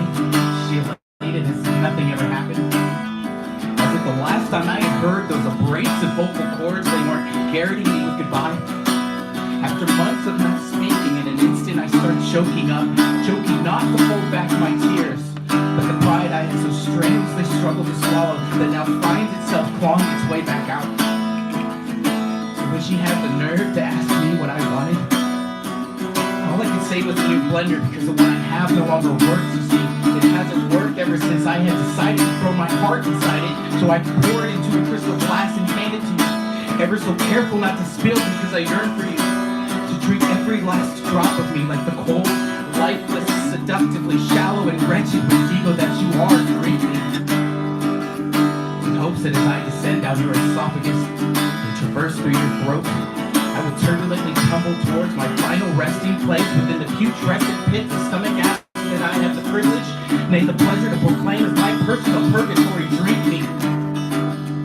In hopes that as I delicately tip down your lips, carelessly cascade across your chest and carefully caress every crook and cranny and could crash you to a rest against such soft and silky breasts. The break of silence in my death when whispers break free from my breath that scream I am as near to your heart now as I'm ever gonna be. You never really thought of me as more than an accessory, just another bite to eat whenever it was time to feed your insatiable appetite. Love and affection, feel lust and destruction like a viral infection. Let alone give a fuck when what I wanted was the topic of the discussion. So I guess then I'll just go buy one my goddamn self. At least that's what I wanted to say, but honestly it was just a fantasy and all in my head, you see. In reality, all that I said was nothing. Thank you.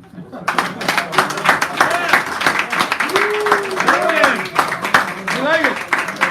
Thank you for your generosity too. I love that. It helps everything. Oh, Shem. And then Greg is after Shem. So is the theme word paint? Is that correct? No, midnight. Midnight. Right? Midnight, right? Oh. Midnight. I read the wrong thing then. Well, you could do that. Okay, so this poem I thought it was paint. So You thought the poem was paint? It's not paint. I read something online today. And I'm just being I was foolish. confused. I'm Dan. Anyway, wordsmithing myself into smithereens, I give credence to filibustering interlocutors whose tireless rants manage to establish squatters' rights inside my head muscle, skull cavity, brain space, dusty attic, bell tower, blood cooling station, where I have learned to imagine my mind must be located. Contractual obligations, however, require a reeling in of hyperbolic meanderings, and with broad, swift brush strokes, I hastily paint myself into a corner at midnight. We'll just throw that in there. But there must be a window to climb out of, right? And if not, hey, that rhymes too. And if not, must cut one open straight through the lath and plaster into the framing, an oily patina, the only remnant of tar paper that no longer is. Bust out of the dry rotted shiplap siding into the open. But what if there is no there and I find myself suspended in midair with nary a parachute in sight? A tree's branches, when cut close to the trunk, leave scars like unblinking eyes.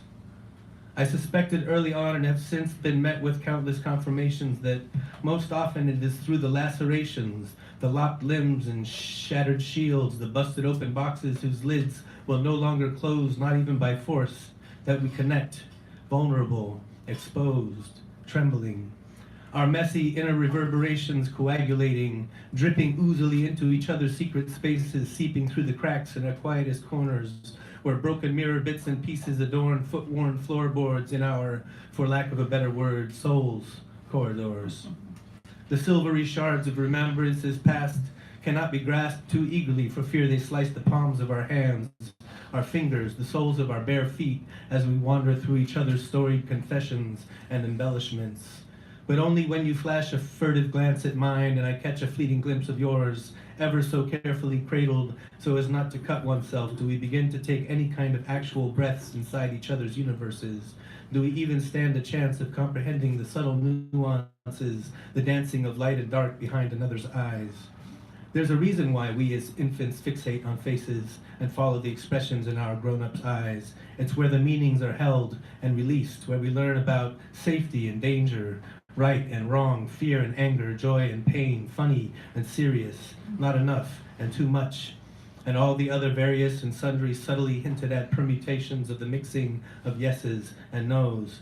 How we mean what we mean, how we learn to hold the inevitable hurts that come our way in those early years, how we learn to process the pain so it keeps us connected to the faces of our grown-ups, the big people we have no choice but to love and depend on and learn from, for better and for worse, for everything. We are all discontinuous, fragmented creatures who need to be seen, heard, and held despite and because of injury, in order to find and share our metaphors to make sure we mean something beyond ourselves, to not get stuck in the double binds of shifting levels of logic and the giving and withholding dances, the condoning and cajoling songs, the containing and releasing raps telling us what to do, what to expect, no matter how contradictory from each next step we take. To the degree that we are able to overlap, coordinate, consent to our shared quotidian humdrum days, and be there to catch each other in our inevitable nightfalls, we can claim our small specks of sanity, or at least the madness reflected and refracted in someone else's mirror, no matter how chipped or cracked. And in so doing, not slip into an infinitely recurring fractalized universe of ultra-mega meta-metaphors frantically thrown together in a desperate attempt to make it back to the surface where meaning is shared. That self-referring maze of isolated intensity driving us deeper into the wormhole, a shattering self drowning at the bottom of the sea of language. The life raft that can keep us afloat is built from hearing, seeing, confirming each other. Yes, you are there. Yes, I am here.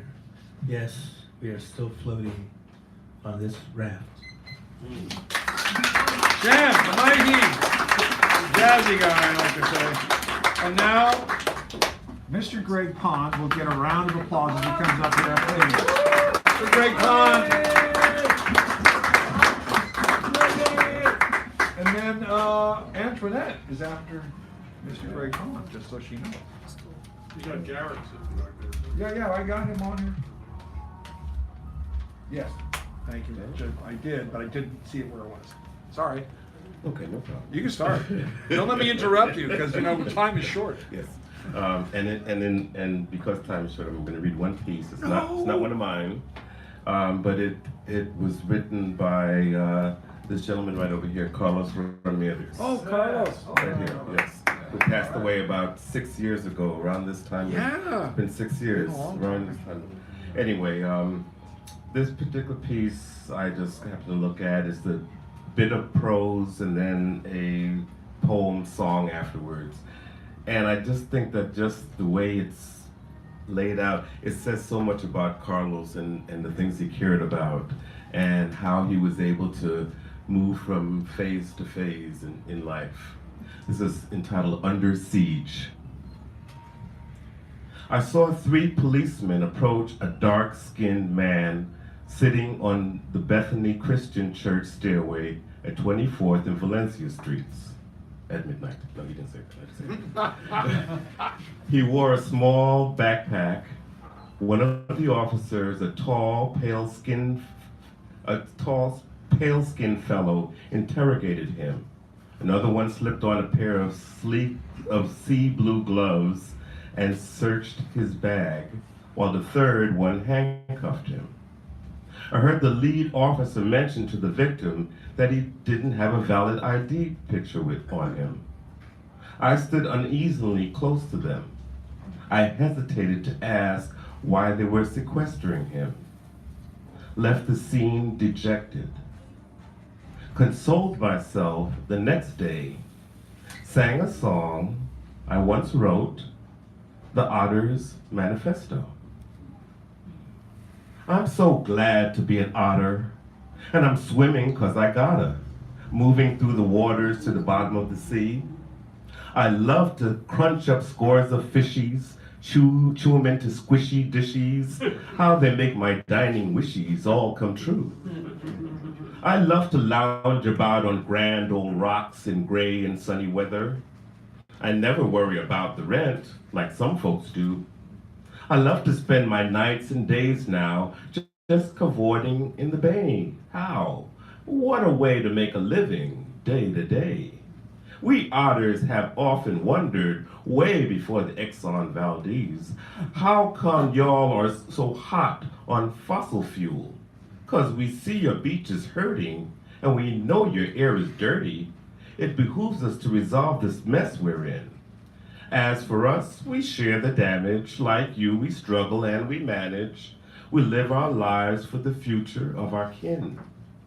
I'm so glad to be an otter, and I'm swimming 'cause I got her. Being in the water is the way I've got to live. Samira, it's been like Greg Pond. I don't know where the attribution thing is. Thank you, Greg, as always. Absolutely wunderbar. And now Antoinette, and then Mitch. Mitch is next.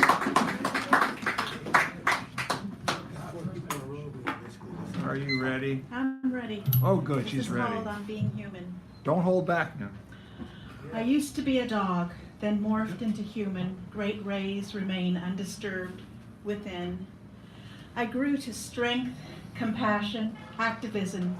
Babe in arms turned away from addiction, blue beyond beauty. 38 years explodes into adult. Time for sustenance without food or drink.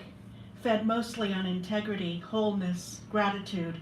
An example like sturdy redwood standing before reed-thin saplings, clueless and fragile. Plummet pardon of loathing in weird science fiction laboratory with vials, vessels for voluptuous oils, charged and lubed, some well, some dry. Properly mended microfiche tells tales, flickering blue light stripes, deep into historic data. Stories created for illusions, our presence of mind. Body colored like rainbow-dyed shirt, reckons we are only human. Faltering, meet, marry, create connections, no one knows what to do or how. A perfect consensus where lies fit fine. Thank you. All right. Wow. Wunderbar, wunderbar. Mitch? There she is. Give her a nice round of applause. She hasn't been here in a long time. Maybe we'll bring her back sometime sooner than this. I'm going to try to read this as quick as I can. Just do the right thing. Tweet it out. I prepared something, so I'm going to read it. It's called Midnight. Just because. Yeah. I didn't have a name, now I do. That ungrateful little bitch. Enunciating every syllable, spitting as she spoke, the words flew out of her mouth as she stood up and tossed the chair across the room. Taking a final puff of the cigarette she held between her lips, snuffing it out in the ashtray, she took a sip of the dark liquid from the glass in front of her, slamming it down. Going to just walk away after everything I did for her. Walking around the table, she pulled out a chair and sat down. Banging her fists on the table, she spoke slowly, her breath pouring out of her in quick spurts. She lowered her head. After everything I did for her. Huffing, trying to hold back sobs, she leaned back in the chair. Nothing's gonna work out for her. Snickering, she began to smile, relax. Leaning back in the chair, she crossed her legs, her arms following. Nothing's gonna work out for that little bitch. I can't wait to tell her I was right. She uncrossed her legs, adjusting in the chair, leaning. The thought of piano lessons flashed in her head, the teacher standing behind her, pushing on her lower back. A reminder to sit up straighter. A piano player always sits up straight. The words her teacher said replaying in her head as she straightened up in the chair. She hated piano lessons. It was always a struggle, giving up the day, doing what she wanted to do, sitting there. It was always what they wanted. She angrily spat as she leaned forward, reached for the carton, pulled out a cigarette dangling between her fingers. She put it into her mouth, lit the end of it, and inhaled. Removing the cigarette from her mouth, she held it in front of her face, sighed, shook her head, and slowly exhaled. She watched the smoke drifting into the air. Looking around the kitchen, she chuckled to herself. This was Mama's dream, a safe place to raise kids in.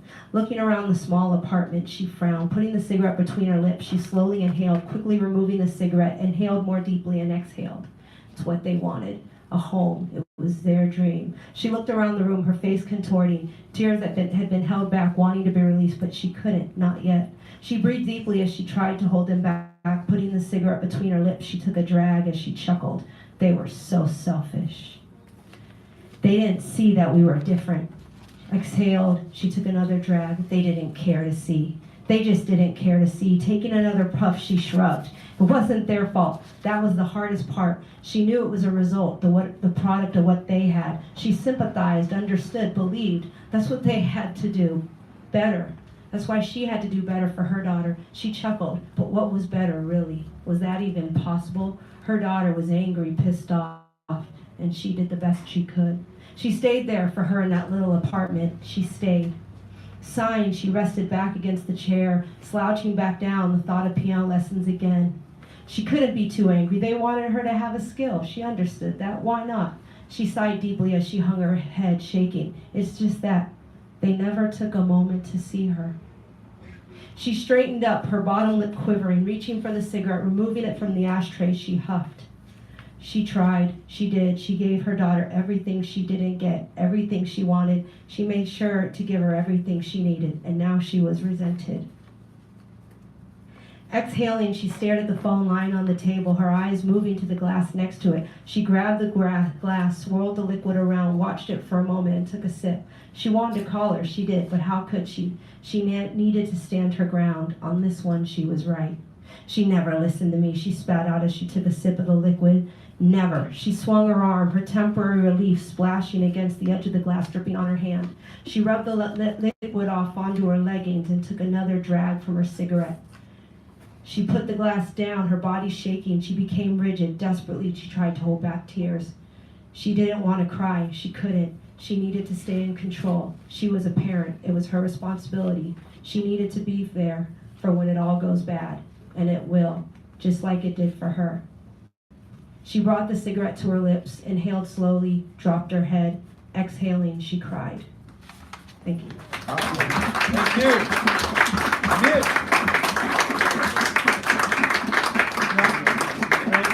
So the next person would be Wendy, but she wasn't sure that she'd get here on time, so we're gonna save that, and then we were gonna bring up JJ. Is JJ here? JJ? Yeah, me now? Yes, that's you now.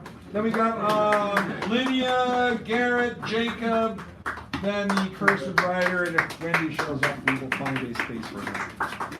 Give JJ a round. Come on, people. You get up out there. Just because it's late doesn't mean it's late. Lord in heaven. Let's get right down with this. My name is J.J. Rush, okay? Okay. And we have absolutely nothing to worry about. This is right about midnight, okay? We have guns in the school, and we have nuclear bombs in the basement for our protection. So what do we have to worry about? Let's get right down to it. The cobbler apprentice.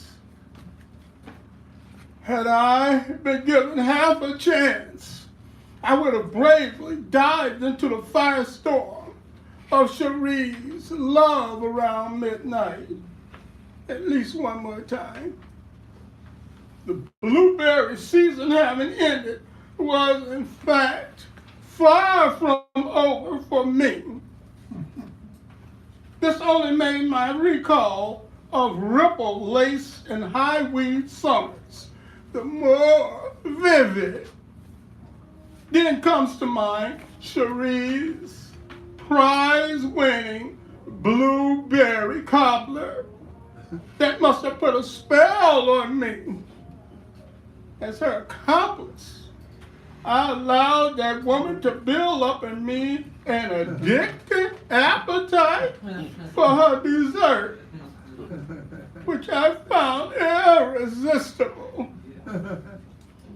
Being the fool that I am, I must have enticed her in some strange way. The winter storm forecasted and coming with tattoos of death written all over it couldn't stop me from reaching her just one more time to indulge her loveliness. Neither could boat cold, neither could bitter cold and ice blade winds prevent me from entering the waiting jaws of death, knowing that only I could please her. Oh, how much I pity the great poet Bushy Shelley having allowed a Katrina-like storm to write his destiny and obituary story. My brother Clyde, showing honest concern for my safety, shouted to me, "What a fool you are about to sacrifice your life to satisfy a female's petty delight." But Brother Clyde heard not Cherie's desperate decree. Stop at the store for me, Stop at the store for Mr. Sherry, or take it from me, you can forget about it. My own rain check petition had been trampled to the floor and all but ignored. No more empty promises, Tyrone, she said. Get your excuse-making ass over here ASAP, or you and me are history. 7 times through slush and wind, the car sputtered and stopped, then started up again. Through snow and ice, and somehow the mission survived. My life belonging to Sweetie Pie. The blueberry cobbler and Cherie were waiting when I finally got there. Then we were alone, me on my throne, her kisses healing my body and soul. Wrapping her arms around me, sweet, I felt tall as Mars, if that could be. I was her man and always would be, she whispered, and like the sun I love will burn forevermore. Engaging and embracing, sped my heart apace, and came the signal I waited for. Barry White somewhere singing ecstasy. That was a hit. Maybe she might tonight. Came tassels falling loose and free. Cobbler Pat, we entered the darkness. Touching each other lovingly, then tumbling in bliss, I entered her dream somehow. Amazingly pleasant it was. Cushiony and plush it was. Came bunkety bumps, taking us higher and higher. Rat-a-tat screams grew louder and louder, and in the subsequent blast, the Milky Way exploded. The mushroom of confetti lit up the sky with quasars doing the tango right before our eyes. Shooting stars blink, passing through the night. Morning light beckoned on the way back to day. Drizzling rain is welcoming to the thoughts still remaining. With blueberries in blossom as I speak, and my glass is half full of sangria. Having crossed the cosmos with Cherie, exquisitely wet are so many of those memories. Thank you. Thank you very much. All right, Lydia. And then Garrett after Lydia. And we are moving, grooving, shaking, baking, turning, burning, and frying and frying, just so you know. I used to do all that. Give her a nice round of applause, please. You've been here before, yes? Okay, just want to make sure, because I didn't want to say you were new, and then I'd be saying, but I'm not new. But you are. All right. This poem is called By Midnight. By midnight, all the sheep had left the field. I could see them in another field, maybe a mile away.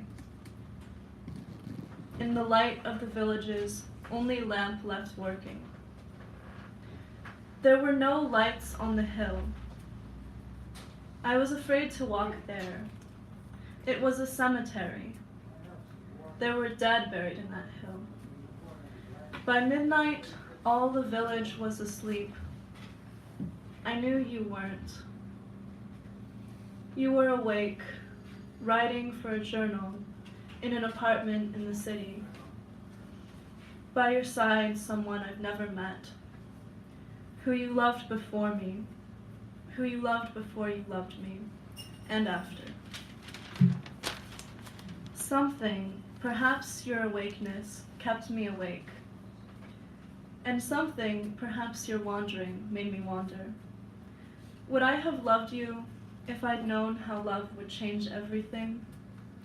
Would change even these empty, half-paved roads and arid fields? Past midnight, and completely alone, I saw the village, eyes unclouded, for what it was, and for it I had only contempt. But I couldn't leave, and had no desire to. This was my home. I lived among the dead.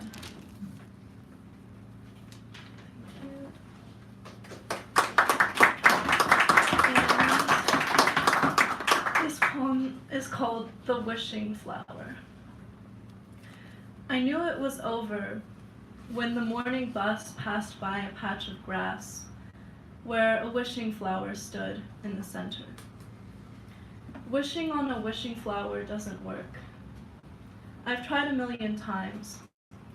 I stop at every flower I see, blow away all the little white leaves. I don't believe it will do anything. But like all superstitious acts, it's supposed to work even if you don't believe in it. I knew it was over because we passed by the wishing flower. And superstitions are always stronger in their negative functions. Good luck may not exist, but bad luck does. And I was thinking about it as we drove past the flower. That's how I knew it was over. Thank you. Thank you, Lydia. Garrett Murphy is our next presenter of the evening. The wonderful and the area guide. Remember as he comes up here. Thank you, Shem, for helping out like that.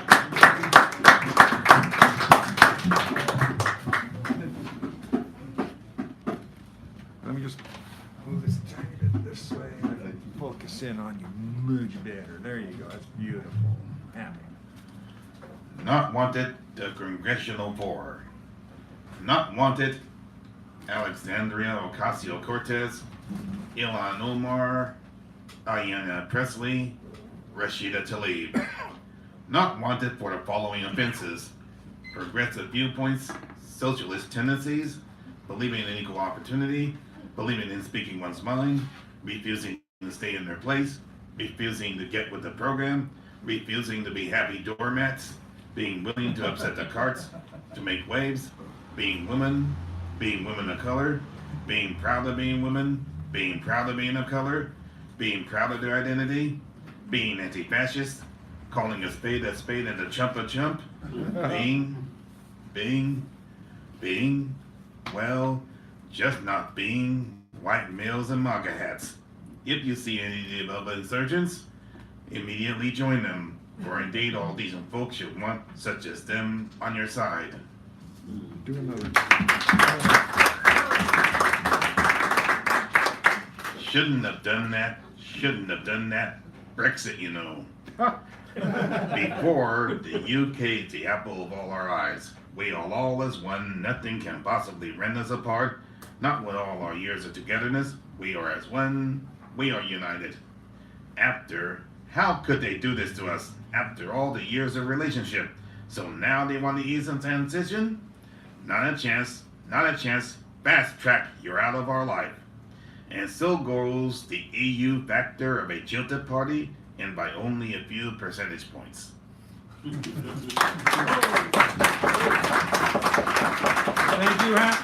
you, Garrett.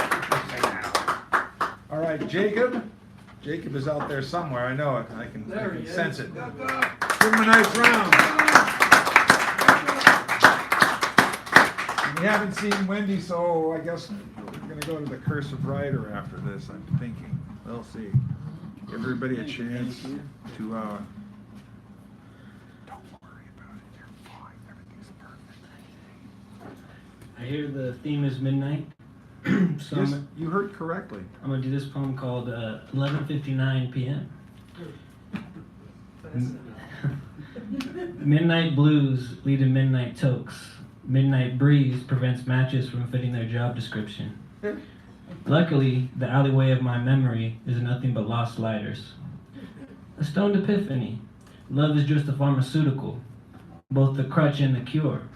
What is truly pure if all is imagination? My fingernails are like my conscience, never clean. Stars are underpaid. They've been a part of far too many confessionals. Every answer is not the one I'm looking for.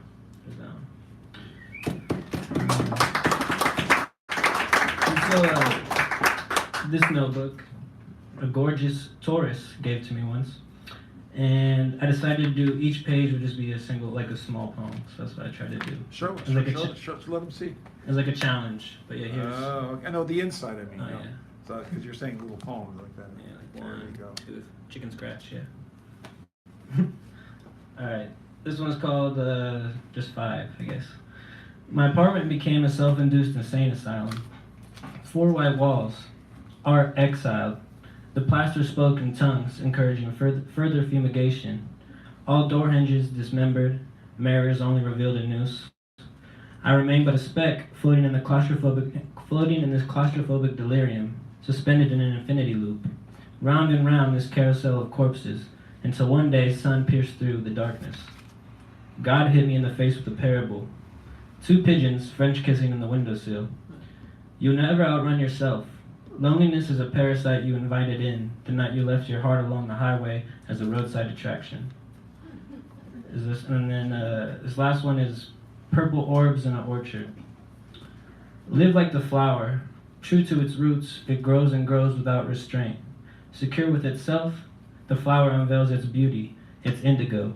It beckons the birds and the bees, shielded yet unguarded, a natural give and take. In karma, the flower blossoms. Its growth, the dharma for all, pollination for the minds. Thank you. Jacob, look at the ego. Pollination for the mind. Thank you. I really appreciate the generosity of everybody this evening. It's been amazing. It's just been like, I was really worried a couple points that things wouldn't work out, and they are working out well. Mr. Cursive Writer. Looks like he's going to go with the whole crew. All right. We got one more. What? Somebody. Did somebody not do? That's not Marco. Did you want to read? We have to. There's Marco, you gonna? You want to join? You want to join with this group? If there's time, I'll but I don't know what key it's on. Oh, okay. All right. Okay. Hell, we don't even know what key we're in. Well, you're not a singer. You're gonna go on your right. Oh, okay. Mandela. Move this a bit. Oh, look at that. Perfect framing. Oh, God. Now just move it. Oh, there's too much perfect. Hey, we've been framed. Too much perfect. Yeah. Perfect. David, step forward, darn it. Mugshot. Mugshot. All right, these are 2 new ones. That was too nice in the beginning, so I'm going to step up my game. USA cries. USA never cries for the dead, cares less for the living. Greed unwashed without enough money. Tax what little they have while pretending this paper's worth something. The great fraud, lie. Yet we kill, maim, buy, build, sell ourselves, others for, to.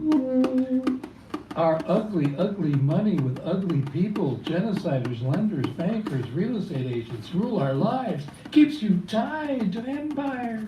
Few really go off grid, decentralized where everything is regulated, not for your safety, but profits, while we citizens fake it.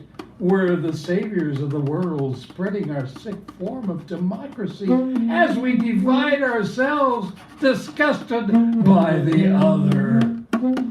There will be no coming together in USA, only more killings, hatred, where there are few pockets of love and humanity struggling against the Homo sapiens that kill the human beings.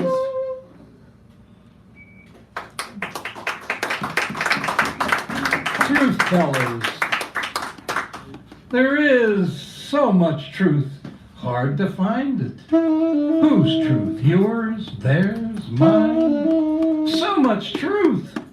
So much we're drenched, drowning, exploding in it. Truth. Tell it. Hippodromes of truth. All exposure, access, all passes. Don't trip over these words that wear costumes. Make them pretty, dress them up, but not too flowery. Give them truth, yours, theirs, mine. Don't exorcise, add, lay it bare. Truth teller, too disturbing for most. If told, will assume you're trying to pull them into a personal agendas. Whose agendas? Yours, theirs, mine. Can't give it up, this truth. Truth that tells lies, pretending it's truth. Truth's too political, as if everything isn't. Don't twist the truth. Tell it naturally as it unfolds itself. Lay waste to lies. Tell your truth. If you tell me yours, I'll tell you mine. Oh. Truth tellers? Oh, yes. Truth tellers. Truth teller. Birdman again. Dudeman. Birdman. Dudeman. And now we have a Harpster coming up. Special note. Give Mark a round of applause. See, he comes up here. Haven't seen him in a million years. And normally they would be the last word, but you know, we've got everything going up here. So Thanks a lot, everybody. then we'll take care of these wonderful prizes designed with your mind in mind. This is our friend Mike. He's been very patient with us. That's gonna jam with me, my friend Mike. Yeah. Well, this is a fine. How do you do? How do you do? This is. I'm always the last to know how I do. You're doing great. But don't let that get around. They'll expect it from you all the time. All the time. Possibly deliver. So this one's called My Prayer at Midnight. I also sense some contentment as I commence to repent. I am living in this time Lent, grateful to have the heart to vent, while we wonder where the years went, and continue to pay the rent for being in this body tent. May my words prove what my acts meant. I'm not always and in all ways the best gent. May my acts back the words I've sent to ethereal firmament. Here's to kindness over blindness, and may my actions make a dent in the distrustful seeds I have sown. We interrupt this prayer with this internet regret. Yes, you too can be made brand new. Just send 1995 to the, and we guarantee you will be set free from your money.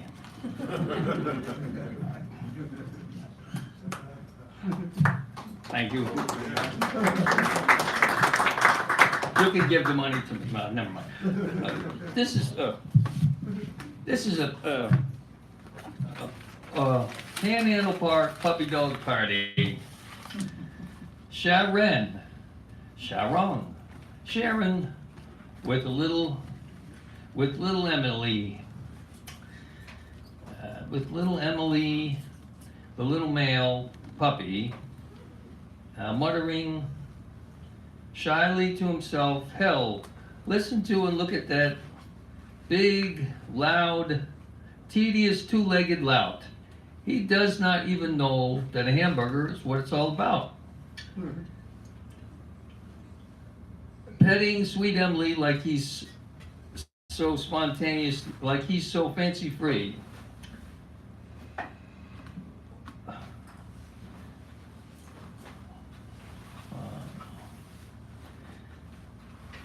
Who is he to say hey to sweet Sharon like he's spontaneously Karen? Oh good, Emily's pooping. That should put off this tipsy two-legged turd teller. I don't trust him any more than I do any other human. Who is he who is not sharing proper poo after eating too much like they all do? We might see him again teetering through this panhandle park, and if we do, he'd better have a hamburger or something better, because as smart as Sharon is, he won't forget her. Woof woof, bow wow, that's all for now. Thank you, Mark. All right. Well, you've done it again, or I have, or we have. We're going to take care of these prizes. Let me just go over them very so fast. We'll go. What did you say? News from Native California. Just make sure I said that right. First draft, Mr. Korngold, Beverly Matherin. I didn't say it the right way. Le Blues Brilliant, the Blues Country, Bruce Klein. Sorry about that. Parent and teenager. You know, I was one of those once. The Hawaiian Reader, Volume 1. This I actually have seen. This is the Southern Poverty Law Center and SaveTheChildren.org. One is a world map. Nice to have a world map. If you don't have one, you should get one. And this, unfortunately, it's nice, detailed bad news. 300 years of American painting. Well, they say since Trump has been in power, the number of groups and the number of actions by these groups have gone up like 30 or 40%. It's like, but no one's investing. Anyway, and then this is 1969, and pictures and memories. If you were alive back then, like I think I was, then you might look at that and go, I remember that guy. What a jerk. Anyway, so that's Nixon. The keynote, which today was Owen Dunkel, co-pilot. Amy was the co-pilot. She helped me out, very materialist. Give her a round of applause right now. She stood here and go and helped me. We thank you. The last word, which was the curse of Brady, just saw him. The mini feature, which was Britt Peter, who was very, very kind this evening. Good poetry and very kind-heartedness. I appreciated that very much. And then choosing the theme or prompt. So those are they. And notice when you signed in, there was a number next to your name. Notice these cards have numbers. And she's been watching me shuffle. I go like this, shuffle, shuffle, shuffle, shuffle, shuffle, shuffle, shuffle. Then she cuts them mightily and with main, as I like to say. And now if we can have a drum roll. Thank you.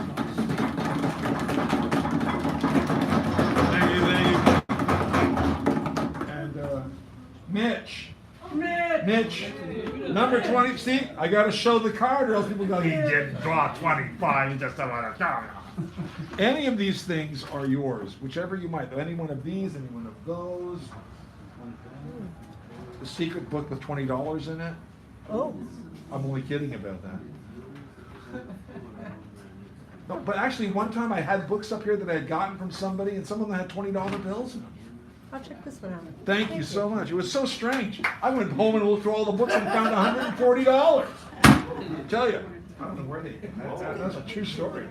Yeah, because someone took a book like 5 or 6 months ago. They went like this. Go check. Anyway, so number 22 is Shem. Not Shem, just plain Shem. Shem. Anything you like, my dear. Any of these, any of those. He's considering. He's a considerate person. We like this. Take a book, it's probably got 20. But don't take my gold album.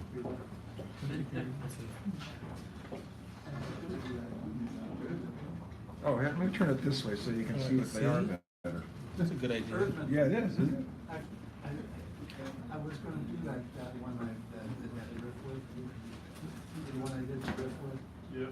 But I realized I did two nice ones together in the front. Oh, the mini. We got a mini. Shem the mini. He's going to be a feature coming up one of these times. We're working on that. 24. Antoinette.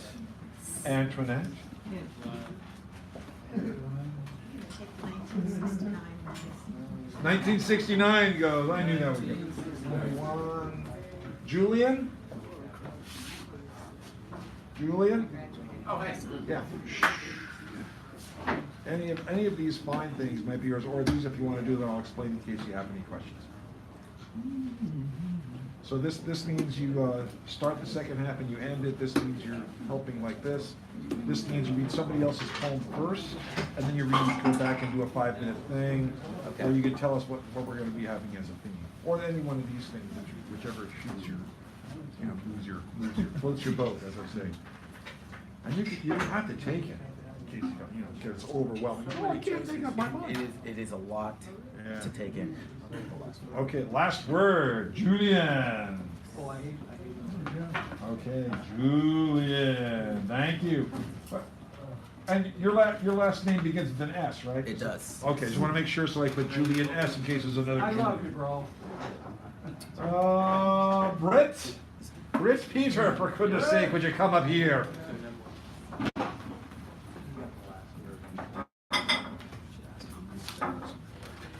I knew I had a premonition. No, he took 300 years of American painting. Lydia? But she left? I thought she was right.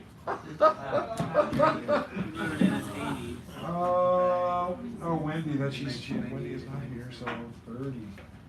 JJ? All right, just check. David E. The Erd Man. Quiet reader. Oh, quiet reader goes. Oh, here's Lydia. Hello. Oh, Lydia, you're here. I said they left. You won a prize. Sorry about that. The people said you had left, and I thought. Oh, no. So, any one of these four or these three, which I could explain if you were interested. These go together. So that's the most recent, probably lost on that part, children's thing. This has a map, yes. What's the? That's Shem That's my Cornwall's grandfather. That's a pretty good read. Yeah, I'll go with that. Or you could do one of these three, whichever you like, if you're going to come back next week. Okay, I guess I'll take this one. Okay, all right, thank you so much. 14.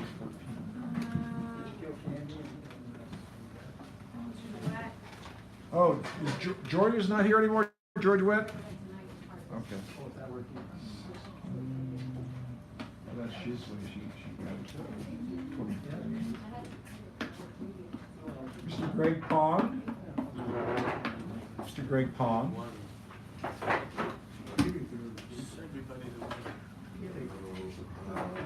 V. Gates. You do the theme. I'll do that.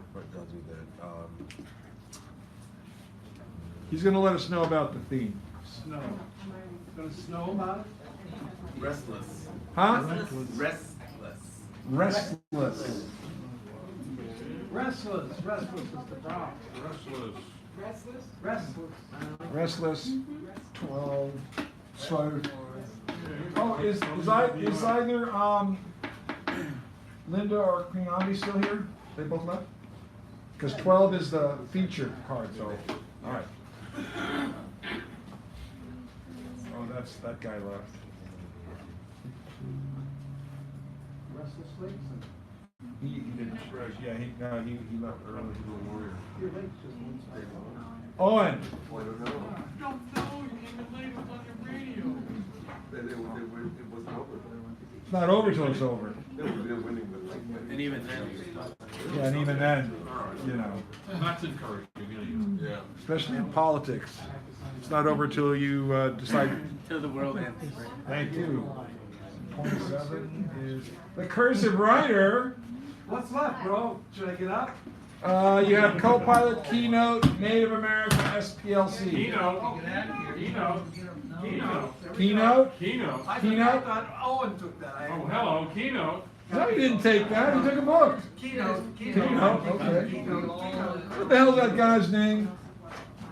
Pardon my French.